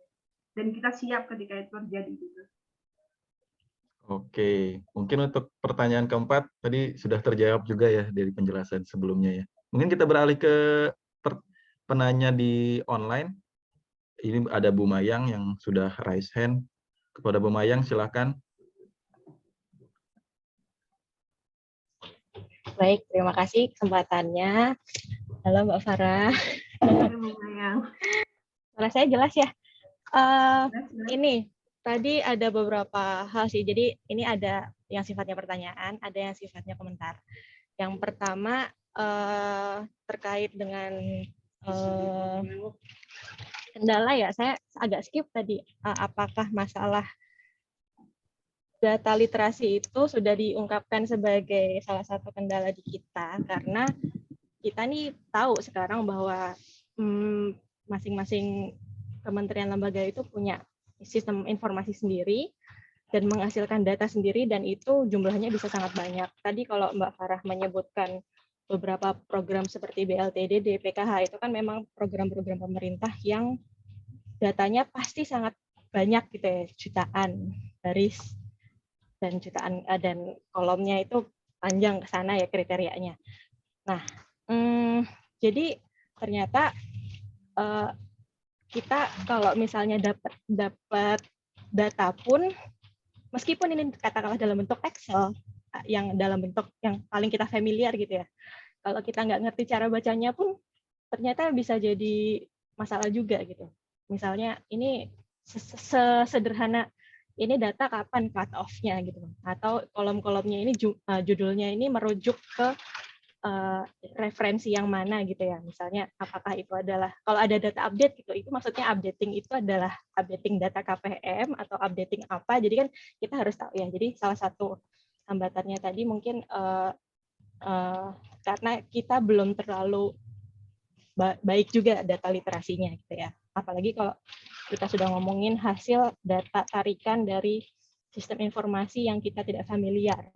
Nah terus yang kedua, nah ini baru pertanyaannya nih Mbak Farah. Kan BPKP itu dalam berbagai kesempatan selalu memiliki jargon, kita adalah trusted advisor gitu ya bagi pemerintah. Nah dalam bayangan saya ini trusted advisor itu seharusnya bisa melihat ke depan, jauh ke depan. Jadi dia bisa menangkap fenomena yang katakanlah belum muncul di permukaan, terus bisa ngasih saran. Untuk ini kita harus gini, gitu ya. Misalnya contohnya COVID deh, tren wabah ya, wabah. Ini kan COVID kita udah 2 tahun, kemudian tiba-tiba ada wabah PMK, lalu masuk lagi pas kasus terkonfirmasi cacar monkeypox gitu ya. Seharusnya dalam bayangan saya nih ya, trusted advisor tuh nanti kita BPKP bisa kasih advice kepada pemerintah, mungkin dalam hal ini di skop yang lebih kecil itu Kementerian Kesehatan, berdasarkan data pengalaman yang kita punya dari kemarin COVID, bagaimana sih penanganannya untuk monkeypox dan PMK. Nah, terus, jadi ini menurut pendapatnya Mbak Farah, apakah benar seperti itu? Yang pertama, yang kedua, kita beneran udah sampai di titik itu, atau kalau misalnya yang ketiga, kalau kita belum, gimana caranya kita bisa mencapai level itu ya, kita bisa memprediksi dan lakukan prescriptive analysis. Ya, gitu aja. Terima kasih, Mbak. Oke, makasih. Silakan Ibu Farah menjawab. Terima kasih Mbak Mayang pertanyaannya. Itu sulit ya. Pertanyaan sulit sekali. Tapi emang sebenarnya ketika kita bicara manajemen data atau lingkungan data di Indonesia, itu di pemerintahan ya, masih sangat silo kan. Jadi kalau kita lihat mungkin ada instansi atau kementerian yang manajemen datanya sangat baik, ada juga kementerian yang atau Pemda yang manajemen datanya masih belum baik. Dan itu jadi tantangan tersendiri gitu. Bagaimana kita bisa menggunakan atau dengan apa yang kita punya, kita bisa melakukan apa sih untuk data analisis? Apakah kita sudah bisa sampai prediktif? Apakah kita sudah bisa sampai preskriptif? Atau kita baru sampai diagnostika gitu? Dan ya memang tergantung lagi gitu. Jadi kalau misalnya tadi pertanyaan Mbak Mayang soal wabah atau COVID, kita bisa nggak sih kasih semacam rekomendasi berdasarkan data yang ada soal bagaimana seharusnya? Mungkin bisa kalau misalnya kita bisa punya datanya. Tapi balik lagi, apakah aksesnya ada? Dalam artian, apakah kita bisa punya koordinasi yang cukup? Dalam kasusnya misalnya COVID ya, untuk bisa memprediksi atau memberikan rekomendasi yang baik, apalagi untuk kasus seperti COVID yang daily atau hourly atau per jam atau per hari, data yang dibutuhkan ya untuk melakukan pengambilan keputusan gitu. Kita bisa nggak dapatin data itu gitu? Apakah kita bisa nggak misalnya membangun MOU dengan beberapa instansi yang kira-kira kita butuhkan datanya? Oh, kita butuh data jumlah COVID Kemenkes, atau kita butuh data jumlah orang miskin misalnya BPS, atau kita butuh data dari Kemensos. Kita bisa nggak membangun pipeline data dari antar instansi pemerintah? Itu akan sangat baik kalau misalnya kita bisa semacam membangun environment data yang integrated di dalam instansi pemerintah saja ya. Itu akan sangat membantu dan sangat potensial untuk kita melakukan hal yang jauh lebih banyak dibanding cuma deskriptif atau diagnostik. Semoga suara Ibu Farah sampai ke level manajemen atas nih. Amin.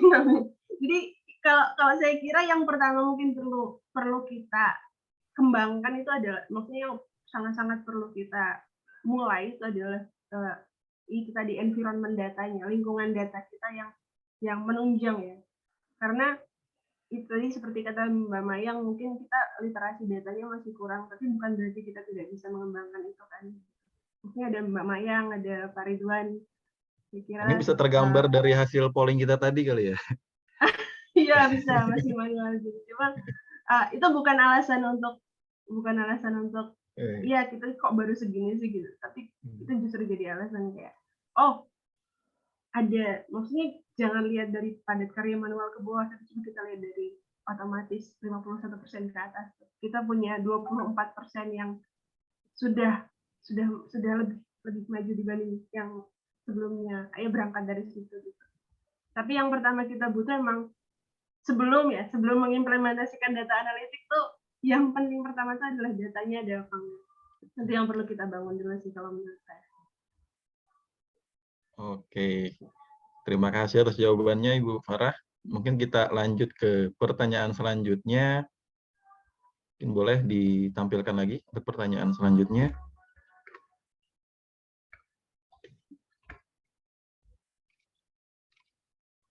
Untuk pertanyaan selanjutnya datang dari BPKP DIY, Bapak Raison Virtuosi. Hal yang ditanyakan adalah terkait tantangan perolehan data analitik, kira-kira bagaimana langkah atau kebijakan yang seharusnya dilakukan atau diusulkan oleh BPKP selaku APIP untuk mendapatkan data manakala data-data kita berada di kementerian, lembaga, dan departemen atau ininya, dan tidak bisa kita mendapatkan secara real time. Nah, ini mungkin tadi sudah kita bahas juga ya sekilas ya, bahwa memang ini jadi tantangan sendiri ya untuk Ibu Farah. Mungkin ada ditambahkan sedikit Ibu, mungkin terkait hal ini. Mungkin kalau saya maksudnya ini pendapat sih sebenarnya Pak Ridwan. Jadi mungkin kalau misalnya kita mengimajinasikan integrasi data Indonesia, kan memang sebetulnya sudah ada inisiasinya dari Datagov, tapi kan maksudnya masih jalannya masih sepertinya belum begitu cepat atau belum secepat yang kita mau ya. Kalau untuk mungkin ya ini mungkin kalau misalnya ranahnya agak lebih turun misalnya ke provinsi atau ke kabupaten, kan kita sebenarnya dari BPKP sering ya ke dinas-dinas untuk kayak minta tolong kirim Excel, terus tolong kirim data. Kita sering minta data seperti itu gitu, dan itu bukan cuma sekali dua kali tapi reguler gitu kan. Nah mungkin kita bisa semacam membangun komunikasi seperti tadi misalnya pakai MOU untuk apa ya, transfer data atau seperti untuk membangun pipeline atau MOU di mana teman-teman di Pemda dan BPKP berkaitan bisa semacam sharing data berkaitan dengan apa yang kita butuhkan sebagai APIP gitu. Jadi tanpa perlu kirim Excel atau yang lain. Jadi ada data apa, misalnya data realisasi APBD tiap 3 bulan, triwulanan, secara default atau maksudnya secara defaultnya emang kita dikirim gitu. Kita punya MOU itu untuk teman-teman di Pemda, dinas-dinas yang kita butuhkan datanya untuk mengirimkan itu secara reguler dengan jangka waktu tertentu, bisa dengan misalnya MOU tadi gitu. Itu sih mungkin kita pernah punya harapan ya terkait itu dengan dengan SIMDA ya, SIMDA online kali ya. Iya, mungkin dengan sekarang kan posisinya SIPD yang berlanjut, mungkin kita bisa masuk ke situ kali ya nanti ya. Semoga kan bisa, datanya bisa real time, ketika kita bisa dapatkan data secara real time, bisa memperoleh data lebih mudah ya. Oke, mungkin lanjut ke pertanyaan selanjutnya, apakah ada modul-modul atau guidance lengkap yang bisa di-share termasuk SQL, R, and Python? Jujur masih belum paham. Nah, ini gimana nih? Banyak sih. Kira-kira belajar dari mana ya? Kalau kita sebagai pemula gitu, kita harus mulai dari mana nih belajar tentang data analitik? Kalau misalnya Bapak Ibu tertarik untuk belajar, sebenarnya ada banyak sekali resource ya di Google. Kalau misalnya pengen mau cari yang bahasa Indonesia juga sepertinya udah mulai banyak platform-platform yang memberikan course atau semacam belajar di SQL, R, dan Python. Mungkin yang bisa dilakukan awalnya adalah kalau pengalaman saya dulu kan langsung belajar tapi nggak ada arahan gitu agak susah mungkin ya. Jadi mungkin kayak teman-teman Bapak Ibu bisa mulai melihat semacam learning path sebelum jadi mulai saya pengen belajar SQL nih, saya pengen belajar R, saya pengen belajar Python. Sebenarnya ketika misalnya belajar Python ya, itu Python kan digunakan tidak hanya data analytics ya, tapi juga bisa buat back end, bisa buat yang lain-lain gitu. Jadi mungkin bisa coba Google kayak SQL for data analytics atau R atau Python untuk data analytics dan lihat learning path-nya dulu. Saya dulu sukanya kayak lihat silabus dulu gitu sih. Lihat silabus atau lihat learning path di course-course tertentu. Oh, apa yang dipelajarin? Oh, pertama data structure. Oh, pertama kalau SQL misalnya DDL dari data definition language-nya, terus data manajemennya. Oh, ternyata yang saya butuhkan sebagai auditor cuma data manajemennya, dalam artian cuma butuh buat nge-query ngambil, bukan bikin database. Jadi yang pertama yang mungkin saya bisa sampaikan ke Bapak Ibu juga mungkin ketika kita belajar, jangan takut belajar SQL, R sama Python. Misalnya nggak biasa dengan programming. Karena sebenarnya yang kita butuhkan sebagai auditor itu nggak semua, nggak harus tahu SQL sampai ke dalam-dalamnya gitu. Cuma dengan select, join, by, order by, group by, itu cuma nggak semuanya gitu. Jadi nggak perlu dari awal sampai akhir gitu. Tapi kayak cuma apa sih yang dibutuhin? Oh, kita coba butuh query database yang sudah ada gitu. Kita nggak perlu cari tahu cara bikin database atau cara nge-set foreign key dan lain-lain gitu. Kita cuma butuh itu, dan ternyata nggak sesuai itu untuk belajar SQL di bagian yang data management language-nya. Yang terpenting adalah menentukan learning path dulu kita ya, biar biar nggak kayaknya tersesat atau gimana nih, kok banyak sekali yang harus dipelajari kayak gitu ya. Biar yang seperti disampaikan tadi Bu Farah, agar pembelajarannya lebih terarah dan juga bisa fokus ya, yang memang terkait dengan data analitik for audit seperti itu ya. Mungkin sedikit ditambahkan juga sekarang kan mungkin banyak tutor-tutor yang terbuka ya sifatnya, bisa via YouTube ataupun course-course yang gratis. Atau seperti Bu Farah mungkin mengikuti jejak Bu Farah, mengikuti salah satunya Digitalent dari Kominfo ya. Itu kan salah satu program yang menarik, kalau nggak salah memang ada Python dan ada data analitik juga di situ, data forensik. Oke, terima kasih. Mungkin kita lanjut ke ada penanya online lagi di yang raise hand. Ini ada Muhammad Nazar. Kepada Muhammad Nazar, silakan. Ya, makasih Mas. Halo Farah. Hai Bang. Apa kabar? Thank you ya sharingnya. Gue ada 2 pertanyaan sih. Yang pertama, kan kalau diajari praktiknya kayaknya lebih bagus lagi sih Far. Mungkin kalau ada waktu gitu ya, dan kalau BPKP Kepri bisa memfasilitasi, bolehlah praktik-praktiknya juga diajarin.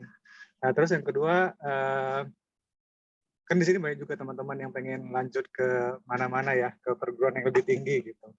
Jadi mungkin ada teman-teman yang bingung apa sih bahan tesis atau disertasi terkait dengan sistem informasi ataupun data analytics dan lain-lain gitu. Bisa sharing-sharing nggak, Far? Mungkin sedikit aja ide tentang karya tulis disertasi atau tesis. Thank you, Far. Oke, silakan Ibu Farah dijawab. Oh iya, yang pertanyaan pertama ke teman-teman library kami. Dan ini tantangan juga Ibu Farah gimana? Ada juga yang mengusulkan buat next LC, ada case study. Jadi kami dengan senang hati membuka ruang untuk Bu Farah. Ya, jadi Bang Nazar, sebenarnya acara hari ini tuh tujuannya kan hanya potensial use ya. Jadi kita hanya memperkenalkan data analitik untuk audit gitu. Jadi kenapa saya tidak berusaha, maksudnya tidak mencoba untuk tidak seteknikal mungkin, karena takutnya banyak Bapak Ibu yang tidak terlalu familiar dengan data analitik. Jadi kalau langsung masuk ke coding atau langsung masuk praktikalnya langsung malah pada bingung, jadinya coba dulu dieksplor gimana sih penggunaan data analitik.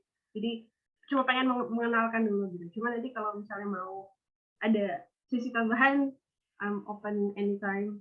Oke, mantap. Yang kedua, contoh disertasi atau tesis data analytics ya. Banyak sebenarnya. Tadi kan udah sempat saya juga sempat share metode dan teknik ya. Seperti misalnya natural language processing, text analytics, sentiment analysis, image recognition. Itu sebenarnya sangat bisa digunakan semuanya untuk data analytics yang berkaitan sama audit. Misalnya kalau disertasi saya pribadi itu adalah text analytics karena saya sangat tertarik dengan natural language processing menggunakan teks. Jadi sepertinya ya teks data itu kan masih sangat belum banyak digunakan ya, dan potensinya sangat besar apalagi kalau di pemerintahan apa-apa laporan kan. Jadi yang namanya baca laporan kan biasanya baca laporan manual ya, masih padat karya gitu kan. Jadi gimana sih caranya kita bisa mengotomatisasi itu atau paling tidak membantu mempercepat proses itu gitu. Jadi salah satu disertasi saya adalah topiknya text analytics, khususnya multi class classification. Jadi saya bantuin organisasi namanya Digital Foundation untuk mengorganize archive-nya mereka. Jadi Digital Foundation ini dia adalah non-profit organization yang menyelenggarakan conference. Jadi mereka punya archive yang sangat banyak dari 1960 sampai ke 2020. Itu isi konferensinya apa? Dan mereka mau lihat semacam tema besar. Gimana sih satu tema misalnya climate change. Bagaimana diskusi soal climate change itu berevolusi dari 1960 sampai sekarang. Apa yang berubah gitu.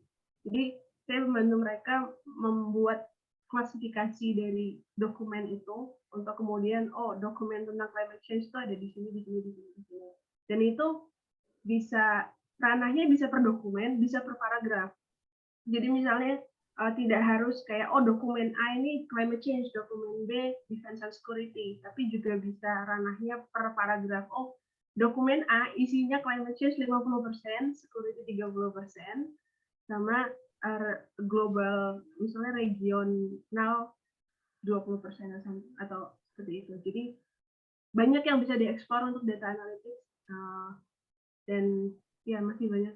Misalnya sentiment analysis juga banyak digunakan. Misalnya untuk IKN, kemarin salah satu assignment saya menggunakan saya bikin sentiment analysis untuk IKN dari Twitter. Gimana sih pendapat masyarakat tentang IKN?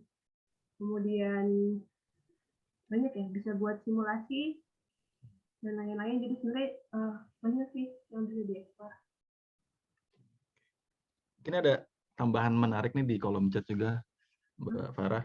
Ada dari Bu Mayang disampaikan, jadi kepikiran text mining bisa diaplikasikan untuk pembuatan sintesa hasil pengawasan atau SHP tematik kali ya, yang terpikiran terbaru ini terkait tema bantuan sosial. Kayaknya udah applicable nih, bisa jadi nih. Jadi ada teks miningnya ya. yang namanya text summarization, Pak Ridwan. Iya. Jadi bukan text classification tapi summarization. Jadi dia mensumari teks, bisa teks banyak diringkas. Oke. Jadi saya kurang tahu kalau sintesa tuh maksudnya apakah seperti itu ya? Mungkin Rendel yang bisa menjawab. Enggak, saya belum pernah bikin sintesa jadinya agak kurang tahu. Tapi maksudnya kalau dari situ ya semacam ada sebenarnya sudah ada kayak task atau metode yang bisa digunakan untuk itu ya. Sangat menarik jika kita bisa memformulasikan dari laporan kemudian mengotomasi menjadi SHP secara otomatis gitu kan. Itu menghemat waktu banyak sekali dan menghemat tenaga juga dengan cukup banyak ya. Mungkin ini tantangan buat Bu Farah juga nih, sepulang dari datanya dulu. Oke, tadi ada yang raise hand atau kita beralih ke pertanyaan selanjutnya. Mungkin kita percepat ya, karena memang terkait waktu juga. Untuk pertanyaan selanjutnya adalah standar dari Ristian Pangarso. Standar apa yang digunakan untuk menyajikan model data mining tersebut? CRISP-DIM atau lainnya? Ini udah teknis sepertinya nih. Gimana kalau Bu Farah? Kalau standar, saya kira belum ada, maksudnya kalau kita tidak ada framework tertentu yang harus spesifik ya, bisa pakai krisis DM, bisa pakai yang lain. Cuma maksudnya kalau untuk tujuannya apa dulu ya? Misalnya kalau data driven knowledge atau maksudnya tergantung dari penggunaan sih. Tapi kalau misalnya standar apa yang digunakan untuk mengujikan, saya kira tidak ada standar yang spesifik regulasinya. Boleh pakai framework mana aja sih? Karena memang masih berkembang juga sih sepertinya ya, Iya, masih sangat berkembang. Untuk sekarang sendiri ya belum ada standar baku ya semacam seperti iya. itu ya. Bahkan sebenarnya ketika kita bicara data pipelining dari data collection ke data analisisnya kan, maksudnya apakah sudah ada gitu? Itu juga per organisasi kan, apakah framework apa yang mereka gunakan untuk data analitiknya di masing-masing organisasi. Itu tergantung dari bagaimana mereka collect data, bagaimana sumber datanya apa, dan lain-lain. Oke, kita lanjut ke pertanyaan selanjutnya. Boleh tolong ditampilkan pertanyaan selanjutnya. Mungkin pertanyaan terakhir dari hamba Tuhan. Insya Allah nih, namanya hamba Tuhan. Ups, error ya sepertinya. Mungkin saya bacakan aja ya. Pertanyaannya, salah satu proses dari data analitik adalah cleaning data. Mengapa data tersebut harus dibersihkan? Bukankah data tersebut juga merupakan sebuah informasi? Mungkin ini agak teknis juga. Silakan Mbak Farah. Berita juga udah disampaikan ya. Mungkin boleh di flashback lagi sedikit. Jadi kalau di workflow atau di proses implementasi data analitik, sebenarnya Bapak Ibu akan dapatkan bahwa di antara proses itu yang paling banyak makan waktu adalah di data cleaning. Jadi kayak dari 100% waktu yang Bapak Ibu habiskan di data analitik itu saya bilang 70% atau 80% mungkin di data cleaning. Kenapa data cleaning itu penting? Karena data yang kita dapatkan tidak selalu bersih. Sebenarnya data itu kan banyak ya. Ada jenisnya, ada structured data, ada unstructured data.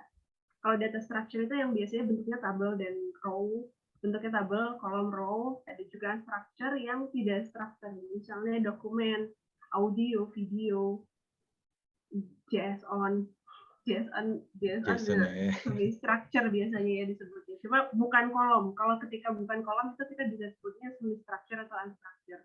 Kenapa kita perlu data cleaning? Karena tadi data yang ada, ya data emang menyimpan informasi gitu, tapi jenis informasi ketika di dalam data itu ada noise, ada sinyal.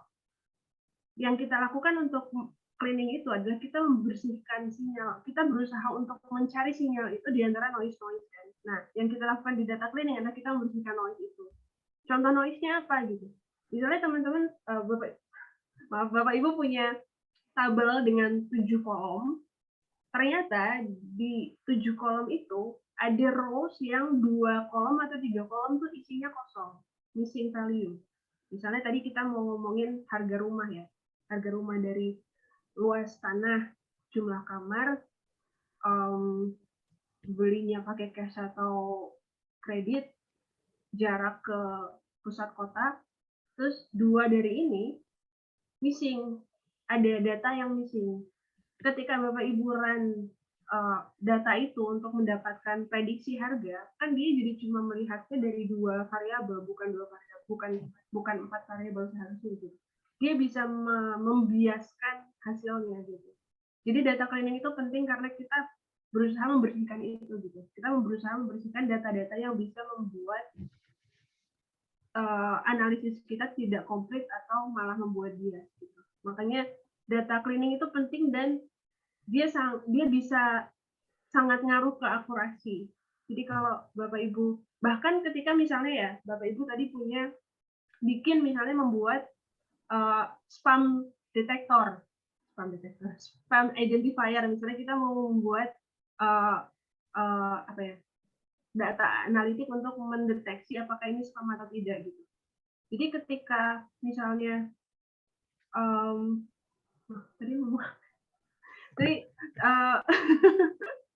ya jadi Ya, intinya spam jadi lupa ngomong. Blank nih.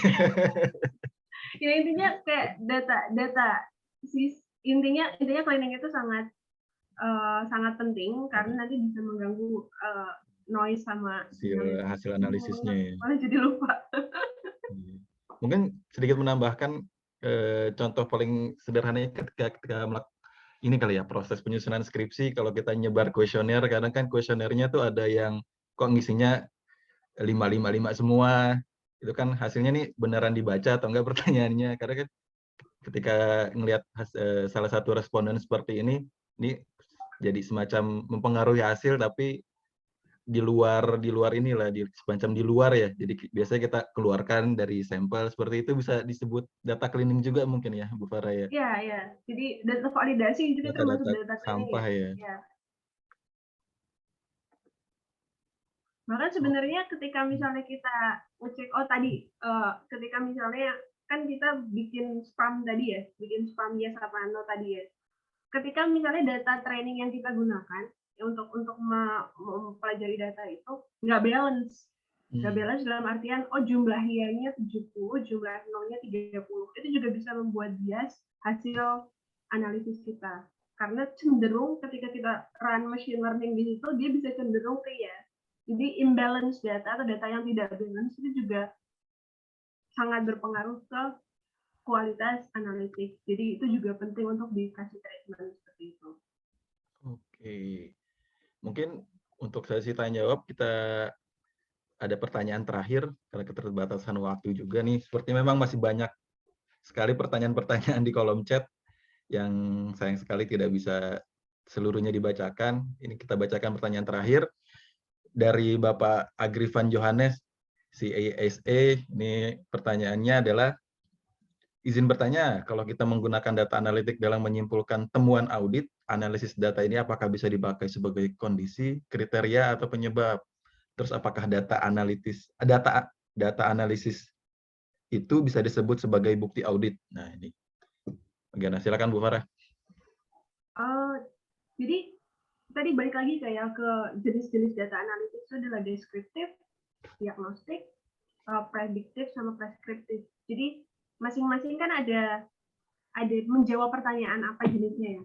Jadi kalau misalnya kita melakukan, ketika kita menggunakan data analitik di audit, itu tergantung untuk apanya, apakah untuk planning, apakah untuk execution. Tapi ketika ditanya apakah apakah hasil analisis data itu bisa disebut sebagai bukti audit, hasil analisis data yang mana dulu? Ketika misalnya dia deskriptif, statistik, tentu dia berasal dari data, yang berarti dia fakta. Ketika kita bisa meyakinkan bahwa data itu valid ya, kita bisa menyebut itu fakta kan.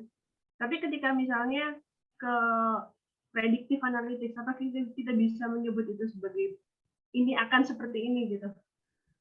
Jadi penggunaan predictive analytics di dalam audit itu mungkin bisa digunakan di planning, mungkin bisa digunakan di eksekusi untuk yang lain. Tapi saya kira ketika kita balik lagi ke teorinya audit, bukti audit itu apa? Ya balik lagi ke situ gitu. Itu ketika misalnya kita bilang prediktif, saya kira itu bukti pendukung, tapi maksudnya tidak bisa dibilang sebagai kayak sesuatu yang valid bahwa ini akan terjadi. Jadi sebenarnya data analitis ini adalah tools untuk membantu kita dalam audit, untuk meningkatkan value added bahwa apa yang kita rekomendasikan atau apa yang kita sampaikan dari temuan audit kita itu berdasarkan data yang valid dan berdasarkan analisis yang bisa dipertanggungjawabkan seperti itu. Mungkin di kasus yang tadi disampaikan Ibu Farah, itu lebih sebagai insight pertama, insight awal ya, dalam kasus tadi, studi kasus untuk BLTDD ya. Itu kan perlu dikonfirmasi lagi untuk tadi ada indikasi bahwa ada indikasi menerima 2 bantuan atau lebih seperti itu, tapi sebagai indikasi kemudian dikonfirmasi lagi kepada obriknya seperti itu ya. Iya. Jadi dari hasil data analisis tadi kita sampaikan kan ke instansi terkait bahwa dari data yang kami dapat ini apakah memang benar ini double. Jadi dari hasil konfirmasi mereka itu kan yang kemudian yang kita pastikan kan adalah konfirmasinya gitu bahwa benar 24 orang ini, atau ternyata memang cuma, kalau nggak salah pada akhirnya dari data itu ada satu orang yang beda orang gitu. Emang namanya sama tapi beda orang gitu. Jadi ternyata emang cuma 23 nama yang double. Tapi benar itu double gitu. Jadi fungsi data analitik di sini adalah untuk memfokuskan uji spesifik ya, kalau terkait sama kasus DLTDD yang ini gitu. Jadi dia tools untuk membantu kita untuk melakukan audit yang lebih baik. Ini seperti itu. Oke, udah cukup menjawab pertanyaannya ya, jawaban dari Ibu Farah. Ya, terima kasih. Mungkin kalau mohon maaf untuk seluruh pertanyaan tidak bisa diakomodir seluruhnya, karena memang cukup banyak sekali nih pertanyaan-pertanyaan di kolom chat. Kita beralih ke sesi selanjutnya. Ini ada kuis, berupa kuis. Kuis akan ada 2 pertanyaan. Yang pertama, pertanyaan pertama dengan hadiah berupa kaos pojok 28, dan untuk pertanyaan kedua ada berupa hadiah berupa e-money. Pertanyaan pertama, mungkin siap-siap Bapak Ibu untuk menjawab dengan cara raise hand ya. Untuk raise hand yang pertama akan kami beri kesempatan untuk memberikan jawabannya. Oke, untuk pertanyaan pertama adalah, siap-siap. Data roles ada 3, sebutkan apa saja. Silakan untuk menjawab di raise hand. Oke, ada Bapak Raison. Silakan Bapak Raison dari DIY untuk menjawab. Ya, terima kasih Pak Ridwan. Tadi kalau nggak salah ya Bu Farah, tadi data roles yang disampaikan itu ada 3. Yang pertama data engineer, kemudian data scientist, sama data analis. Oke, bagaimana Ibu Farah jawabannya? Benar. Betul? Oke, selamat kepada Bapak Raison Virtuosi, berhak mendapatkan kaos pojok 28. Nanti akan dihubungi panitia untuk pengiriman. Oke, untuk pertanyaan kedua, hadiah berupa e-money, saldo e-money. Siap-siap untuk Bapak Ibu, pertanyaannya adalah, di mana Mbak Farah menempuh pendidikan S2 sekarang? Silakan di raise hand.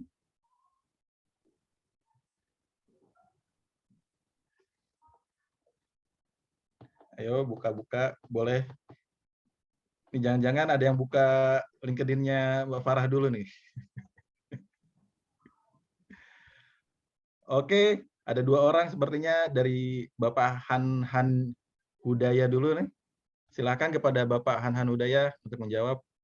University of Exeter. Bagaimana Ibu Farah? Benar, Pak. Benar. Selamat Bapak Hanson atas hadiahnya. Bapak Han, maaf, akan mendapatkan hadiah berupa e-money, nanti akan dihubungi oleh panitia. Oke, terima kasih. Mungkin dari kurang lebih selama 2 jam pemaparan yang disampaikan oleh Ibu Farah dan juga sesi tanya jawab tadi, ada banyak hal yang bisa kita ambil ya. Poin-poinnya bisa kita sampaikan di sini. Mungkin silakan. Ada poin-poin penting. Boleh panitia izin untuk menampilkan resumenya, bahwa sinopsis dari materi selama kurang lebih selama 2 jam ini. Pertama adalah data analitik dapat dibagi menjadi deskriptif, diagnostik, prediktif, dan preskriptif. Langkah-langkah DE berupa penentuan lingkup, perolehan data, eksplorasi data, penentuan model, dan memvisualisasikan data. 70-80% sumber daya dihabiskan pada eksplorasi data, yaitu data cleaning. DE memiliki peran penting dalam manajemen risiko dan mengurangi penggunaan sampel untuk meningkatkan akurasi pengawasan. Lalu DE tidak benar-benar memerlukan alat yang canggih dan mahal. DE dapat dilakukan dengan tools yang paling familiar dengan kita seperti Microsoft Excel maupun tools yang bersifat open source, R ataupun Python. Kemudian sebagai langkah awal perlu dibangun suatu environment yang dapat menunjang implementasi DE atau data analitik. Oke, terima kasih Bapak Ibu. Untuk sesi terakhir akan ada sesi foto bersama. Izin kepada Bapak Ibu untuk dapat mengaktifkan kameranya agar kita dapat melakukan foto bersama bareng-bareng nih sebagai bukti. Dan juga ada tantangan tadi, sekedar mengingatkan kepada Bu Farah, ada tantangan untuk sesi selanjutnya nih. Berarti secara lisan udah oke nih ya, akan ada sesi selanjutnya ya. Boleh. Mungkin Bapak Ibu silahkan nanti ditunggu tanggal mainnya, akan ada sesi selanjutnya berupa studi case atau gimana Bu Farah? Mungkin bisa didiskusikan lagi. Oke. Studi case apa? Kan banyak tuh metodenya. Mau apa, text analytics kah atau mau prediktif? Oke, berarti bisa chapter 2.1, chapter 2.2, banyak nih. Oke, silakan panitia boleh diambil fotonya seperti apa. Sudah diaktifkan semua. Kameranya ini kurang lebih pesertanya tadi, partisipannya ada di puncaknya tadi saya melihat sampai 90 ya, mungkin karena kesibukan dan lain hal. Posisi sekarang ada 72. Ini terima kasih dari panitia atas partisipasinya.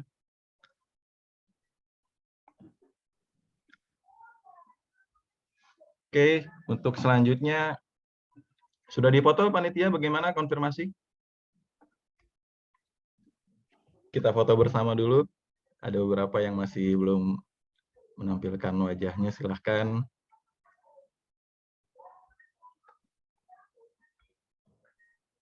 Oke, cukup.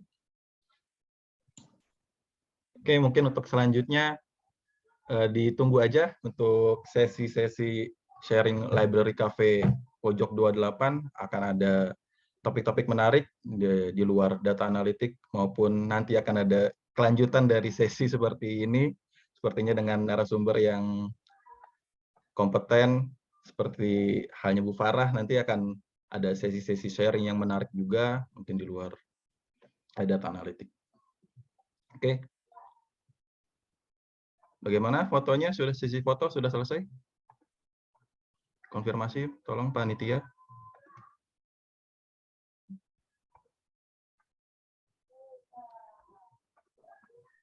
Oke, mungkin mewakili panitia kami ucapkan terima kasih Bapak Ibu atas kehadirannya.